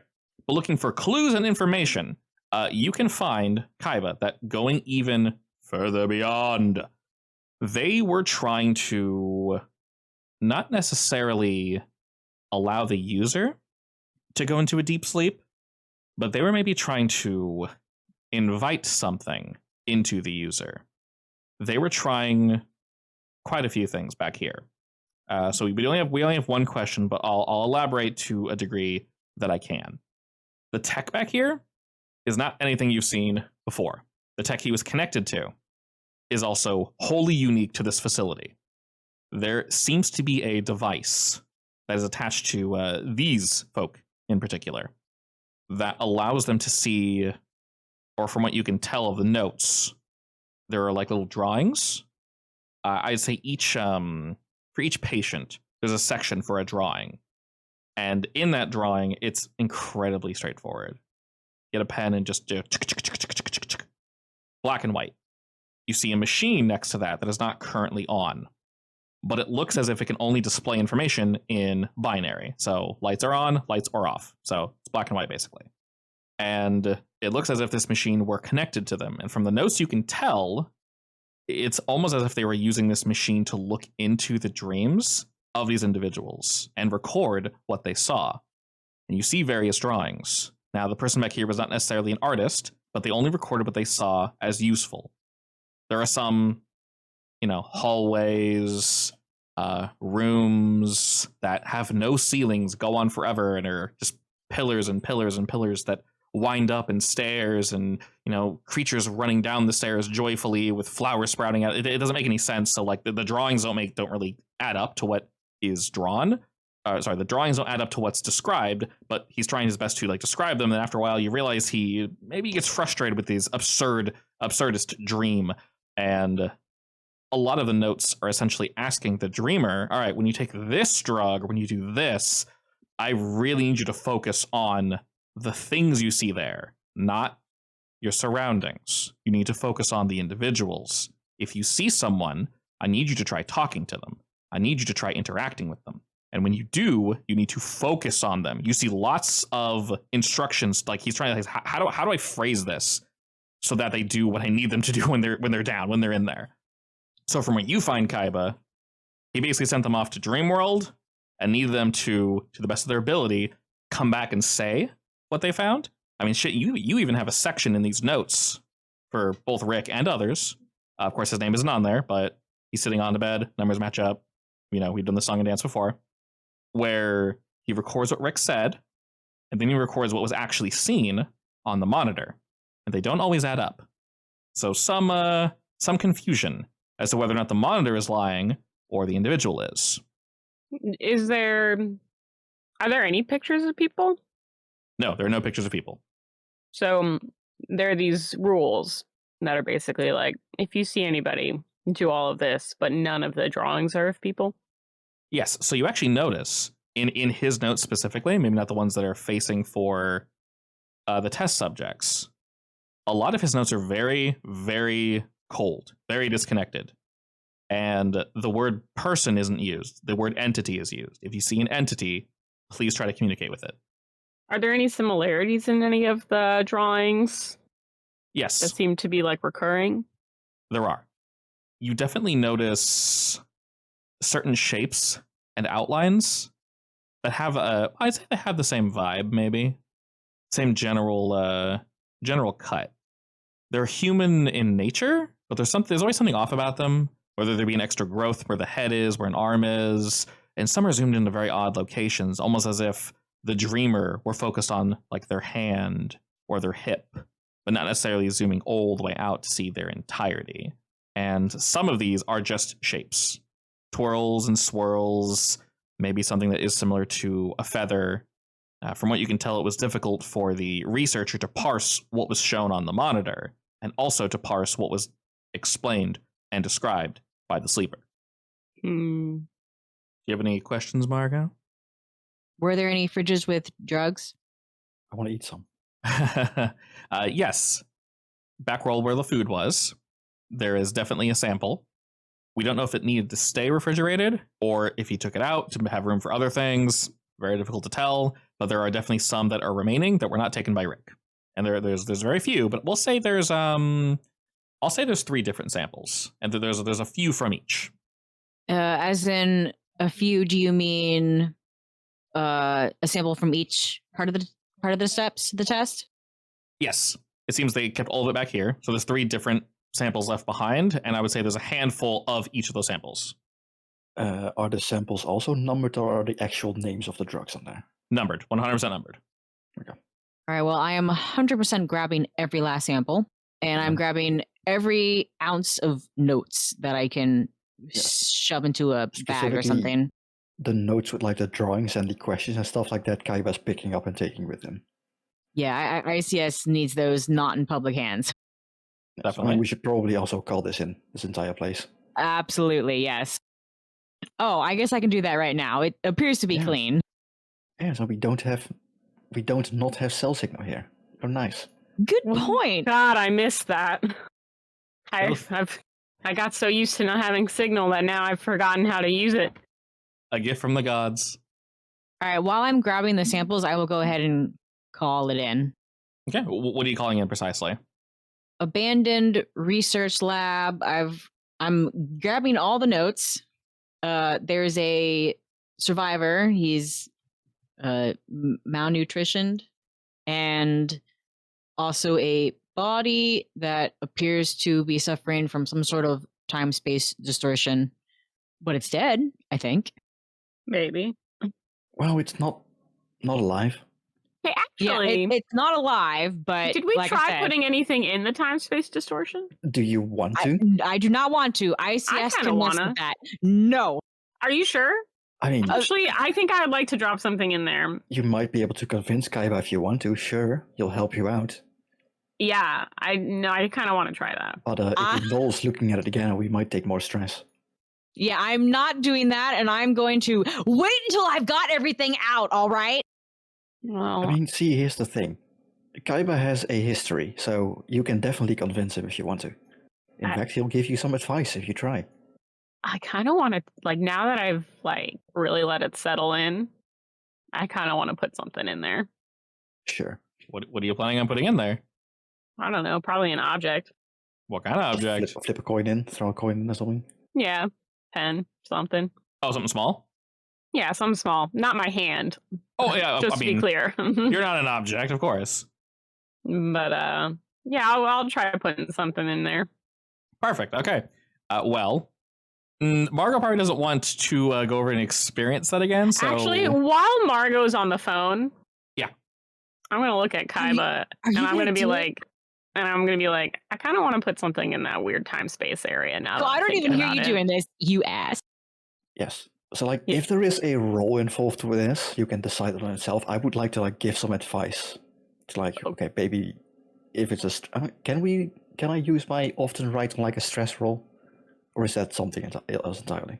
Not for stress, but I will say for this in particular, if you want to do this, Carson, there's definitely a pen. You can roll act under pressure, and then using Kaiba's, maybe the advice, because he's the one who, you guys both got a good look at it. But I try not to, look at the body itself, or at the borders or anything that doesn't make sense naturally.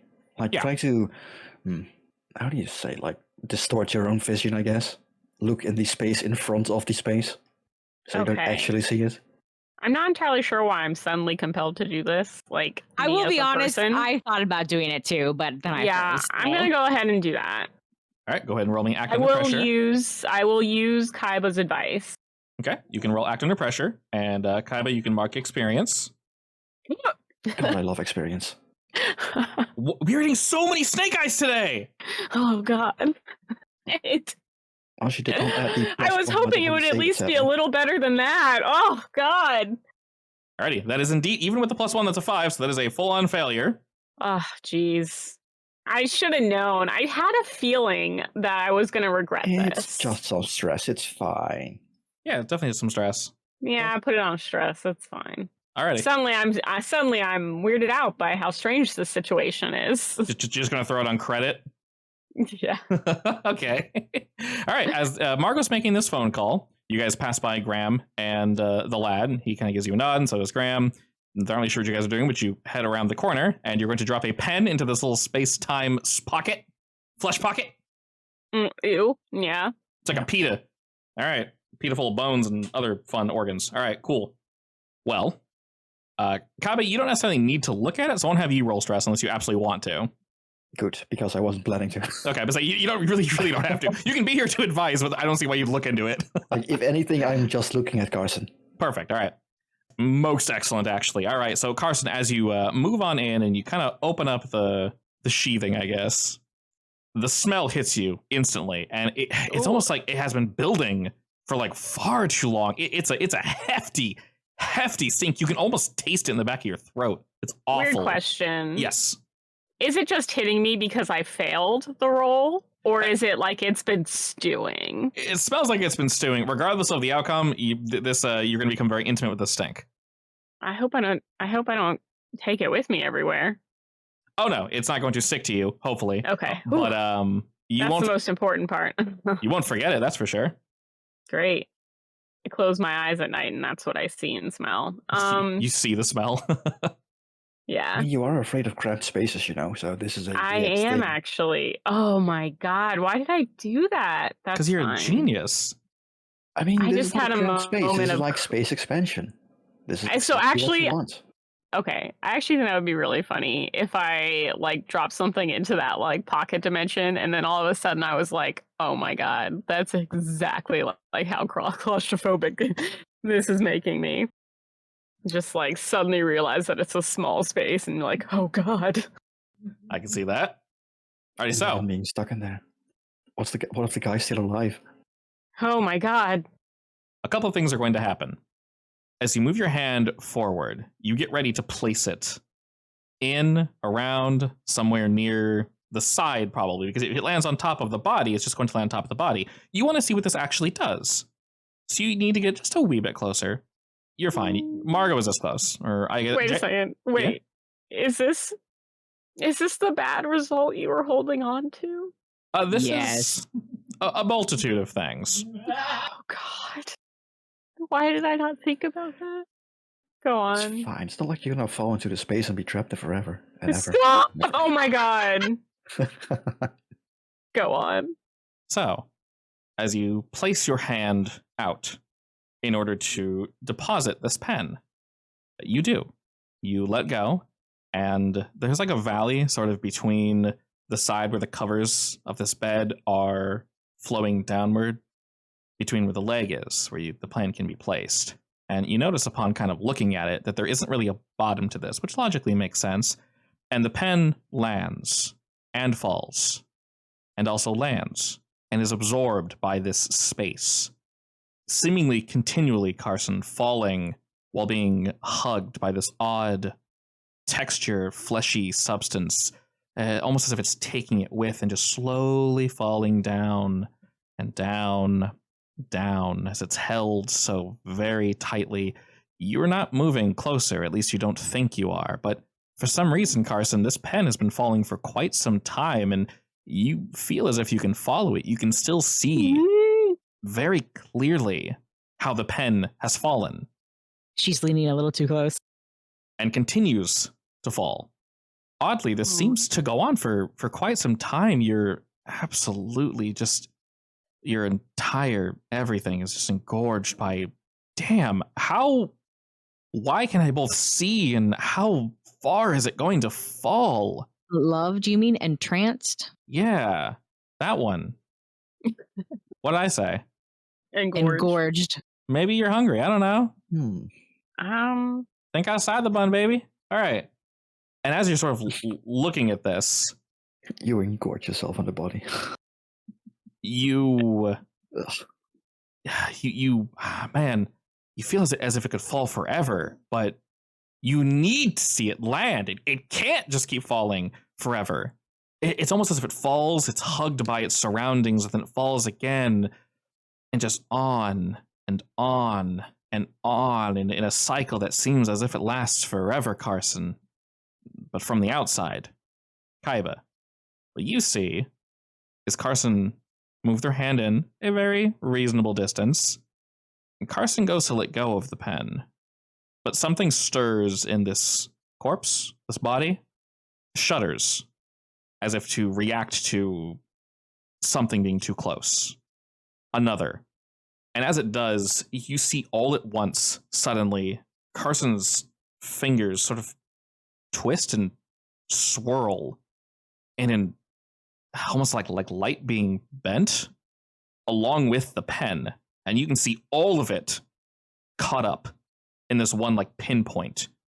And in that pinpoint, you can also see something about Carson's outline as you're holding the light towards Carson. Some of that very light is being pulled downward. And there's almost like a second image of Carson also leaning towards much closer, far too dangerously.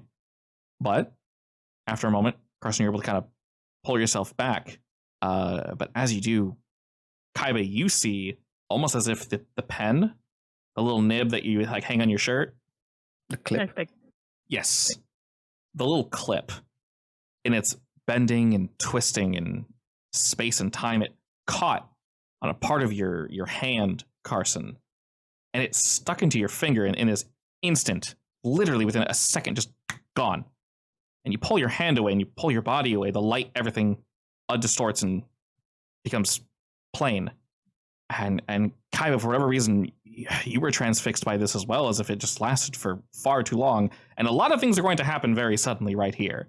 As Margot, you are on the phone, doing your thing, and you hear, as your two allies walk out, something clatter, and then a shout. Margot, you hear this. Carson and Kaiba, you do not. It seems to come to you later, seconds later. Carson, you can see that you've kind of pulled away and you've experienced this pen falling. In that instant of it dropping and landing, Kaiba, it's gone, by the way. This pen is long gone. It like degloved the tip of your finger, effectively. It caught on your hand, just ripped all the skin off your finger. Not like every layer, but enough that, yeah, this shit hurt. So I'm going to give you 1 harm, so you can increase that, and also 2 stress from being pulled into this from 2 stress. From wherever. So cornered or stress, where are we going to put that? Cornered. Alrighty, and to switch it back to Margot, you'll be the first to be able to react to this. And then I'll ask Kaiba, effectively, what you thought upon watching Carson very closely. Margot, as you're calling it in, you say, we have this, we found this, there was a survivor, we're gonna take all this stuff in and get it figured out. After about a moment or so, after Carson and Kaiba leave the area, you hear this shoving sound as if something got knocked over, something large and metal, and you hear Graham shout, and then you hear footsteps. I immediately dashed where the sound was, regardless of where I was in the middle of the conversation. You're in the office, you whip around the corner, and you see the person that was in this room running down the hall, sprinting past both Carson and Kaiba that are transfixed on this pen, just sprinting for the next door to go to the first area. Full headlong. I will give chase. This seems like a no limit situation. If that's what we're going for, you can most definitely do that. Well, okay, if I run normal, do I have a chance of catching up? I am fully healthy and he's not. Yes, you have a much better chance. So you can roll no limits. I'm going to impose one of the -1s on this one. Dear God. Don't slip and fall in the blood, please. Hello for a 0. You can roll a 0. A 1, yes. There you go. On a 7 to 9 for no limits, you do it, but you can choose a consequence. You suffer 1 harm, take -1 forward, or you need rest right now. I mean, we're basically done here. You can go for the rest. Letting you know, Margot, no, that's right now. I need to catch him and keep him tied up. Isn't it right now after we catch him? After you catch him? I would say immediately after this burst of speed, you're going to need rest. You'll catch up to him, but you'll need to interact with him after that. That's going to make it very difficult. That makes sense. Remind me how -1s forward work. Is that ongoing or for the next roll? Or the next roll that I deem necessary. So literally what's happening right now, the -1s that you're receiving, it's just going to add 1 more to that. So do I want to hurt myself or really kill my luck? Choices. I will take the harm. All right, go ahead and knock that up to 5 harm. Don't you destabilize yourself if you take harm now? Huh? Yes and no. Margot, you know doing this, you're going to need medical attention after this stint is done. Yeah, I mean, I can give you that's fine. Yes, after you're done pushing yourself, after you're done catching. Hospitals are good excuses for me to de-stress. It's fine. This is also true. In pushing yourself, Margot, You don't need a hospital. you know any wounds you have are probably going to open. But you're okay with this, right? Yeah, I cannot let this guy escape. He's not only an experiment, he is a potential wealth of knowledge and a danger to himself and anyone else outside. He cannot escape. Excellent. You go flying by both Carson and Kaiba as they're kind of dumbly staring into this like swirling light. But realistically, Margot, that sight hasn't even caught up with you. So you just see the two of them down there near the bed, doing God knows what. But you put all of your strength into your legs and you just rocket past Graham as he shouts to you, "The dude knocked me over, I'm sorry." You go flying past him. He opens the door in front of him to that first room, closes it behind him, but you charge through it, Margot, and it slams open loudly, and you actually physically see him jump like, oh shit, she's way too fast. And he is now past the next door, and he's into the lobby, beginning to leave this building proper and get back into the alleyways. But you have almost entirely caught up to him. Switching back to Carson and Kaiba real quick. Kaiba, upon seeing Carson do this and very quickly go through this pain and this sudden warping of reality, like, what are you thinking, and like what's going on for you? Like, I want to say that despite not being like, or looking at the thing, I get sucked into like some sort of time dilation where I experience everything at like slow speed. So like I see Margot rushing past us at like insane speed as well. Yes. As I see his finger basically get sucked up and then it all collides back into an instant second where everything has happened at the same time. Effectively, you heard like delayed chatter from the outside, and then Margot just turbos by you guys. You almost didn't even see the guy run by. She's just a blur along with this fool, and they're both just gone. You didn't even hear why they're running. You just see them running, Yeah, and like then now both of you cut up. Everything seemed to like slow down and then suddenly rubber band back in a single instance, and then like just snap out of it and like look back at Carson like, oh shit, I need to help him. I pull him away, and then I go check out what the hell was happening over there, I guess. I don't know. I guess I'd be in shock a little bit. Yeah, fortunately, Kaiba pulled you away from it. So you congratulations. You now know what happens. You drop a pen into this flesh hole. God. Seems Clearly nothing good.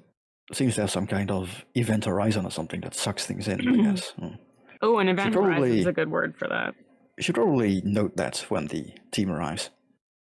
Yes. I'm probably bleeding, so it will in fact increase the quarantine procedures. I'll give you some like basic ass first aid. Yeah. As we walk over to Margot.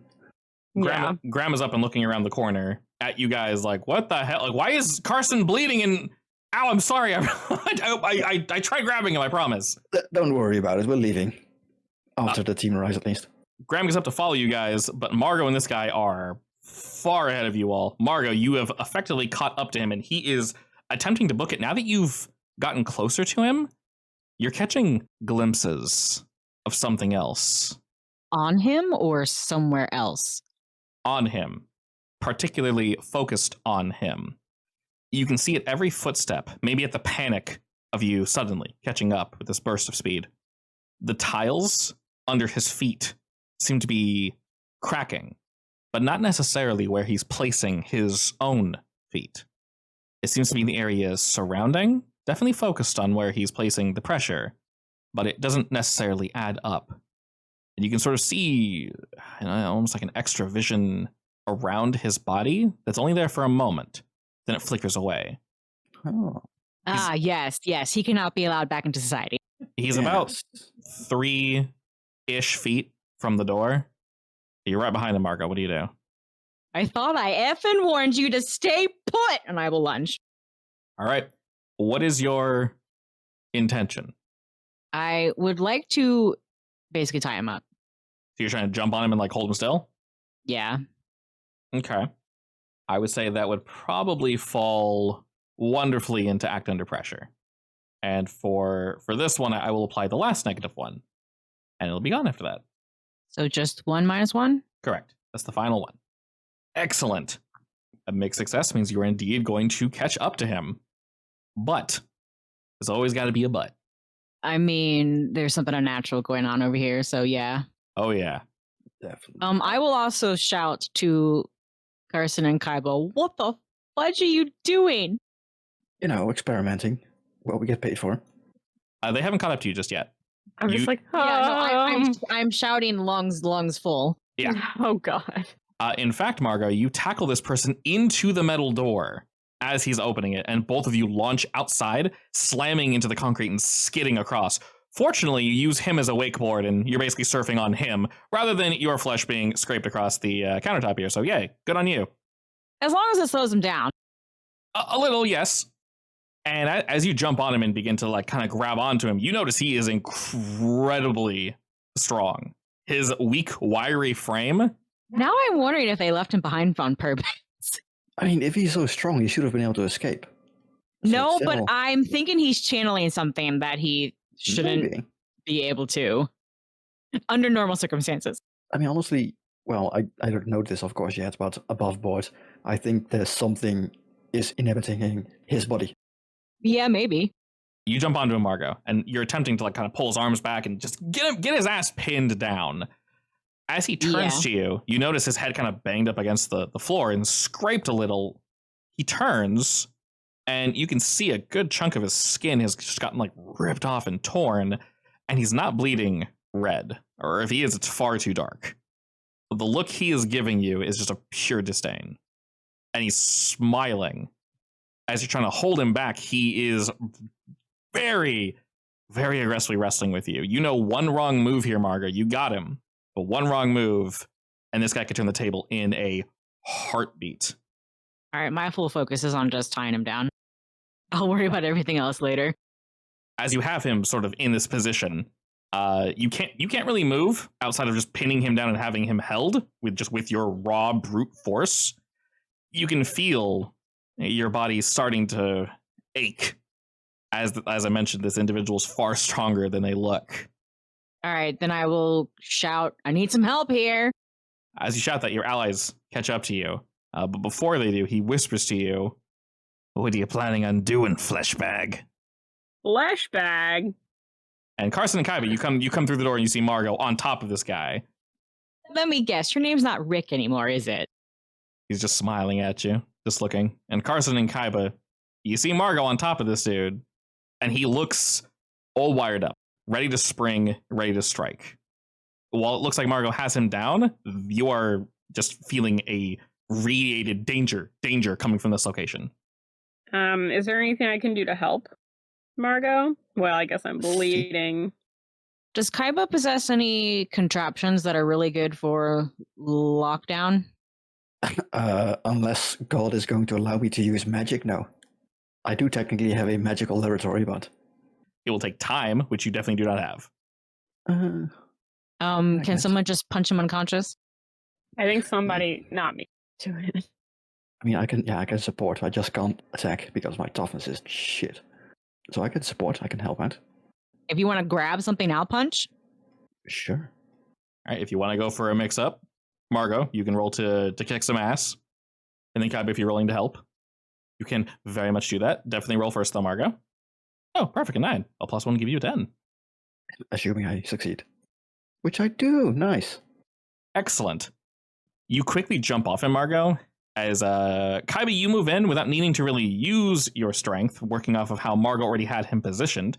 You guys are able to kind of whip him and turn him in just the right way that Margot can jump off just in time, that he does not escape or lash out. But you do see him instantly.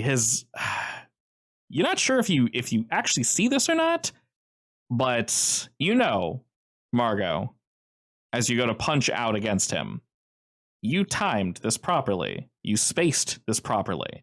But as you are retracting your fist away from his face, he is very much 100% not knocked out, and now he's looking for a fight. His mouth jumps for you as he goes to take a bite out of your hand, and you know how far his neck should stretch, and for a split second, you see it go a couple inches further than it should. you hear a slight tearing sound, and suddenly everything's back to normal. And Kaiba, you just barely have him in place after having punched him in the face. Margot, what do y'all do? So, is he still chasing my hand? No, he basically nipped at your hand, but you pulled away just in time because you got a 10. Like, sadly, all of my supportive bullshit is Haven-based, so I can't do them here. You know what? I'm going to give you advice to incapacitate him, as in, unsocket all of his joints, I guess. Oh my god. I don't think it's going to help because his neck just stretched further than it needed to. Like, I don't think we have a rope or anything on us, right? We have nothing for this situation.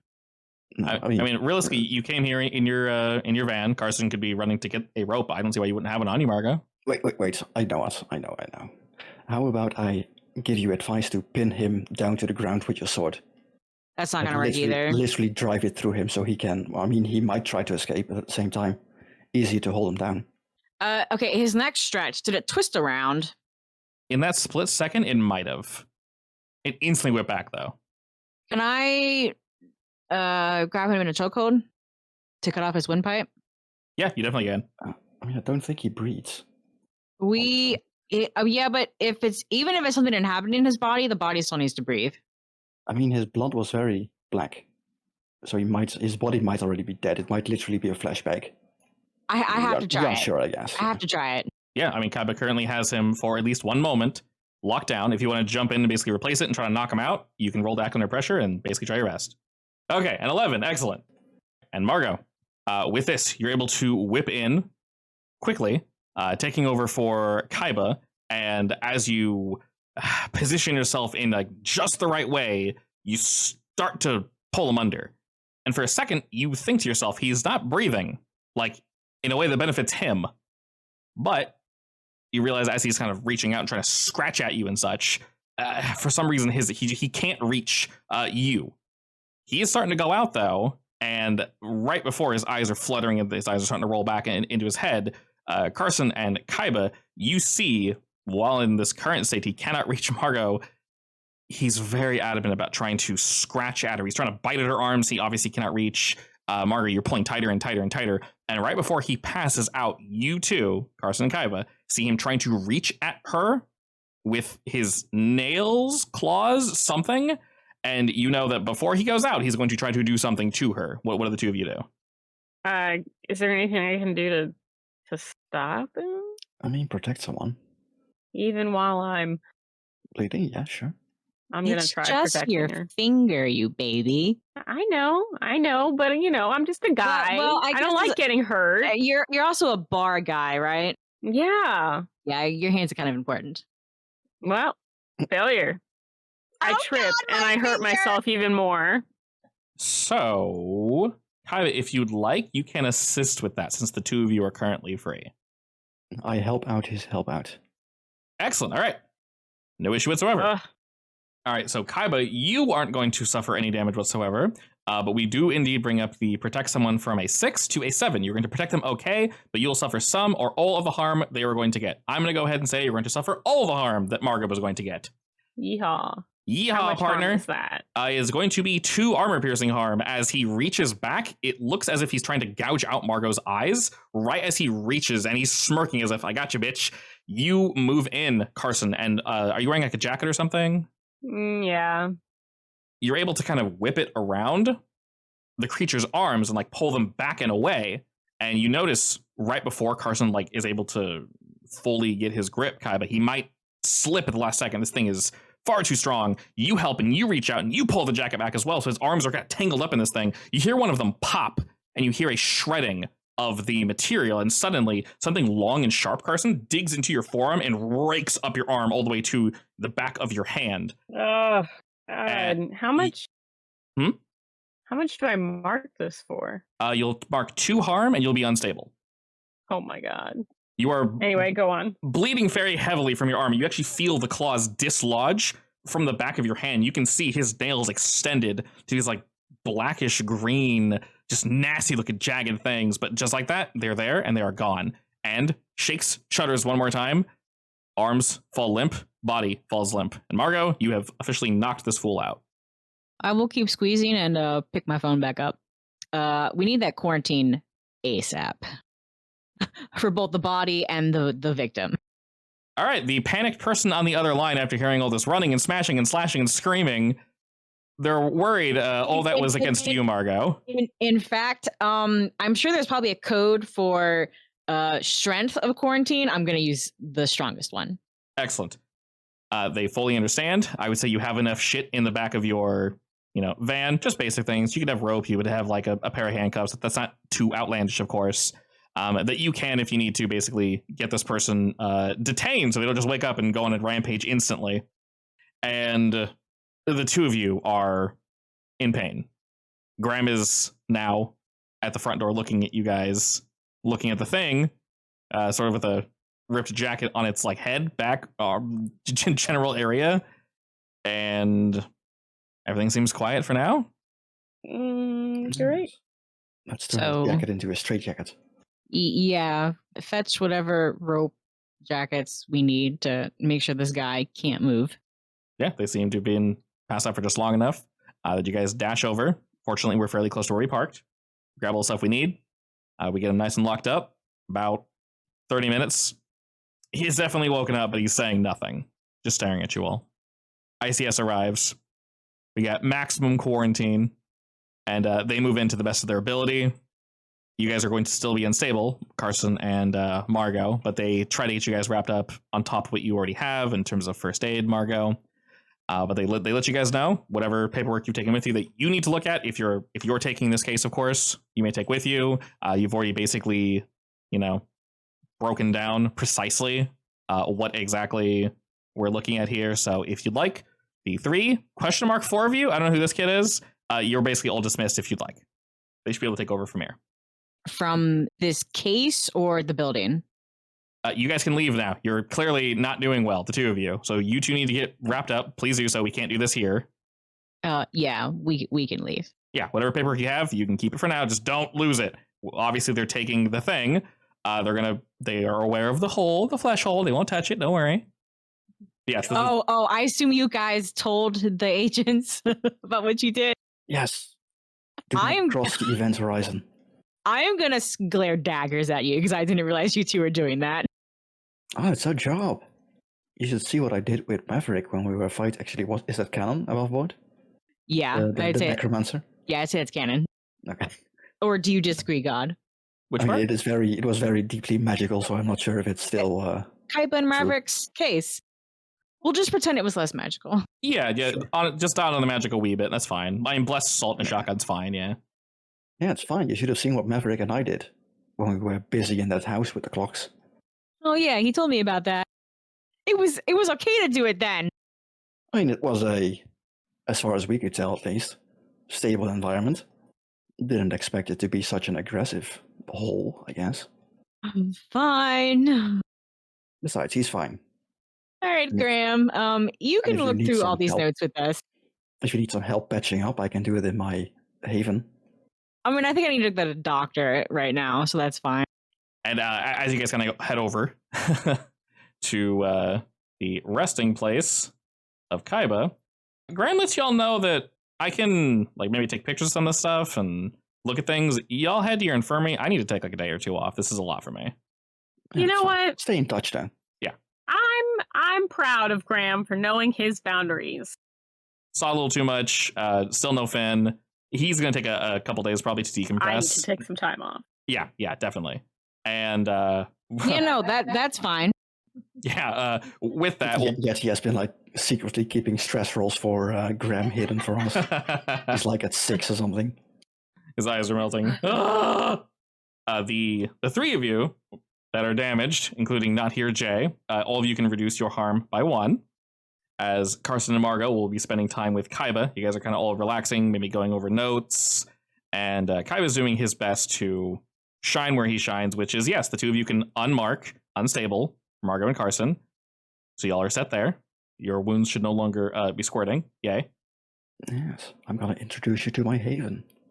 We roll up to this bookstore. It is one of those really old bookstores in the middle of a city, with 2 massive buildings to the side, kind of squashed between it. Think Up, basically, except it's a bookstore instead of a house.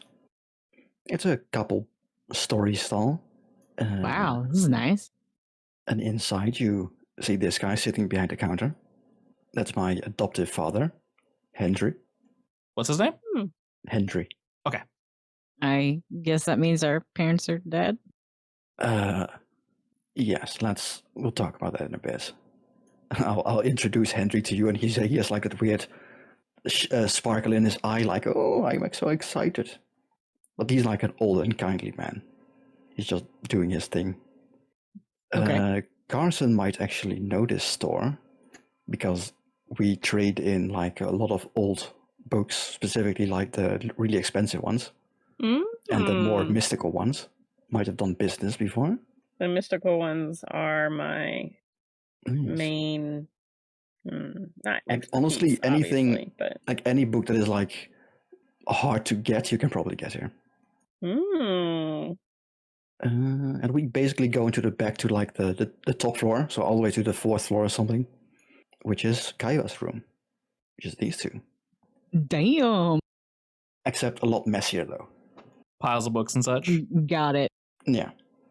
One corner has a shitload of random stuff in them. Magical knickknacks or just knickknacks? Supposedly magical knickknacks. And there's also one section which has a bunch of, well, supposedly weapons. Like, very obvious. There is a wooden stake, and there is a wax hand that you can put on fire to, like, ward off evil. And there's one of those, a box which is labeled silver bullets. If they're real, you don't know. Margot will be checking those out later. More notably, above that table is 2 swords hanging from the wall. Oh, yes. Margot will definitely be checking those out later. And on the floor, there's one of these, except basically covering the entire room. Ooh. And the other one is on the door. Do I know what that is? Like, supposedly it's supposed to be a ward that is supposed to like ward off evil and prevent things from entering. Honestly, I have no idea if it works anyway. I feel like I would know if it would work or not. I don't even know if it works right now because I need to discuss something with God for that. Basically my magical laboratory.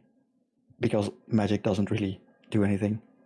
It does. I'm just treating magic like big magic, where it can. So I will say if you have a catalyst or an item or something that lets you use magic in the moment, it very much can function. It's just that the I guess the cost is going to, in this world, will be much, much higher, because I don't want magic to become mundane or rote or something that we just use. I want it to have a cost, but when it works, I want it to do something that you can't normally just do, so it feels magical. I also have a book of cool magic shit I can give you guys, so I want that to feel magical and not just, oh, I have another one of these. So basically I have the magical laboratory, so the idea is, I think, that it basically allows me to have magical reagents and stuff. At least as long as they aren't too rare or something. Yeah, so we can say, like, with that, if for example, you guys need something for a case, and I mentioned something incredibly specific, and I.C.S. doesn't have it, and it's logical that Kaiba could, and Kaiba's on the case, then yes, you guys can get it from Kaiba. Or if it is, I would say, more permissive, very similar to how both this game and Blades in the Dark works. You can't shoot a gun you don't have. You can't pick a lock if you don't have lock picks, things of that nature. This would allow you to more easily cast larger spells, whereas Carson by himself wouldn't even know where to start. So in that sense, yes, it would be useful. Okay, well, in that case, I'm keeping it, which also means that these 2 symbols don't do anything. They're just aesthetic. Usually, yes, things are with this line of work. I will go ahead and tell you they don't do anything. Yeah, I figured that out. Still, it's nice to have the ID line. They do look cool, though. I mean, they'll scare off the normal person. Yeah, who knows? Maybe I can make them work one day. And the last thing you might notice, like, this is a specific book which is like on the floor. It doesn't have it written on this one, but it definitely has Necronomicon written on it. And why do you have that? Aesthetical reasons. It's not real. I mean, it looks real. It's real enough. Not real human leather, though. Okay. But, you know, reference material, research. Oh, sure, that's fair. I like point at the rest of the books. I have a lot of weird shit here, honestly. You can take a look around if you want. Hey, Carson, has your ex-wife, fiancé, future girlfriend, has she written any books? No, I feel like there's some stuff that she would think should not be available for public consumption. Do you know what I mean? However, she's willing to talk about it. Now, otherwise, I was going to say that you might see one of her books in there too. So, I mean, honestly, anything like psychic is in there anyway. So I it's feel like a like normal there's psychic book. some stuff that she would have written about, but there's some stuff that she would not. But I guess if this is just a general magic shop, not magic shop, but Yeah, I mean, this is Kaiba's haven in this case, so he has like a multiple bookshelves filled with like weird books. You know what? I'll say she has a book there. Sure. Well, you might see it then.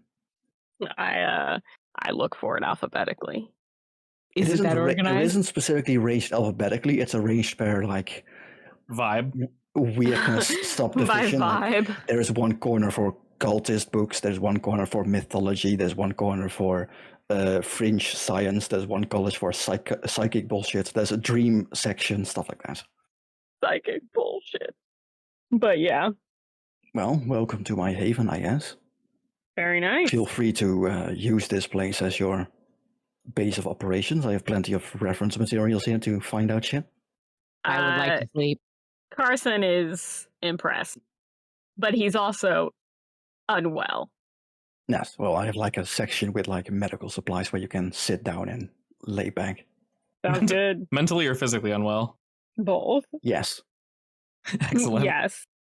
Alrighty. Speaking of mentally unwell, I guess, and physically unwell, now that you guys have all been introduced to Kaiba's haven, essentially, I.C.S. has let you all know that you can take a few days off. They saw how cut up the two of you were, especially Carson's arm. That's going to take a few days to mostly heal. They don't want it to be entirely open, but they, of course, let you know if there's any follow-up to this. They do need a few days to go through all the research, right? Exactly. You guys got a cursory glance, but there is a lot to look at, plus the issue with the bed and the individual they found. So they're going to look at all that, try to figure out what the hell's going on. And, of course, there's always something to look at. So I.C.S. already kind of had something for y'all to dig into prior to this even happening. So this just sort of jumped up and bit us in the ass. So you guys are going to have a few days off, meaning next week I'll let you guys know how much you heal by, but you'll all get a downtime activity in order to de-stress. So you can feel free to think about that ahead of time. And before I forget, everyone mark one experience, because I keep forgetting to do that at the beginning of the session. So we're doing it at the end of the session, like you're supposed to. Yay! But yes, technically Margaret should be at 7, Kaiba at 5, and Carson at 6, I believe. So we get in there. We definitely get in there. Do we catch any de-stressing? For next week, yeah. So I'll allow you guys basically to prep that for next week. So if you want to come up with a quick scene or how you de-stress, you're effectively allowed, we'll say like 2 to 3 days of time off in which you guys will heal a little, and then you can de-stress, including Jay. I guess Kaiba has some stress as well. So if you want to come up with 2 de-stressing scenes, you're more than welcome to. And then Carson and Margot, you'll each get your 1. All right. Other than that, we'll prep good stuff next week.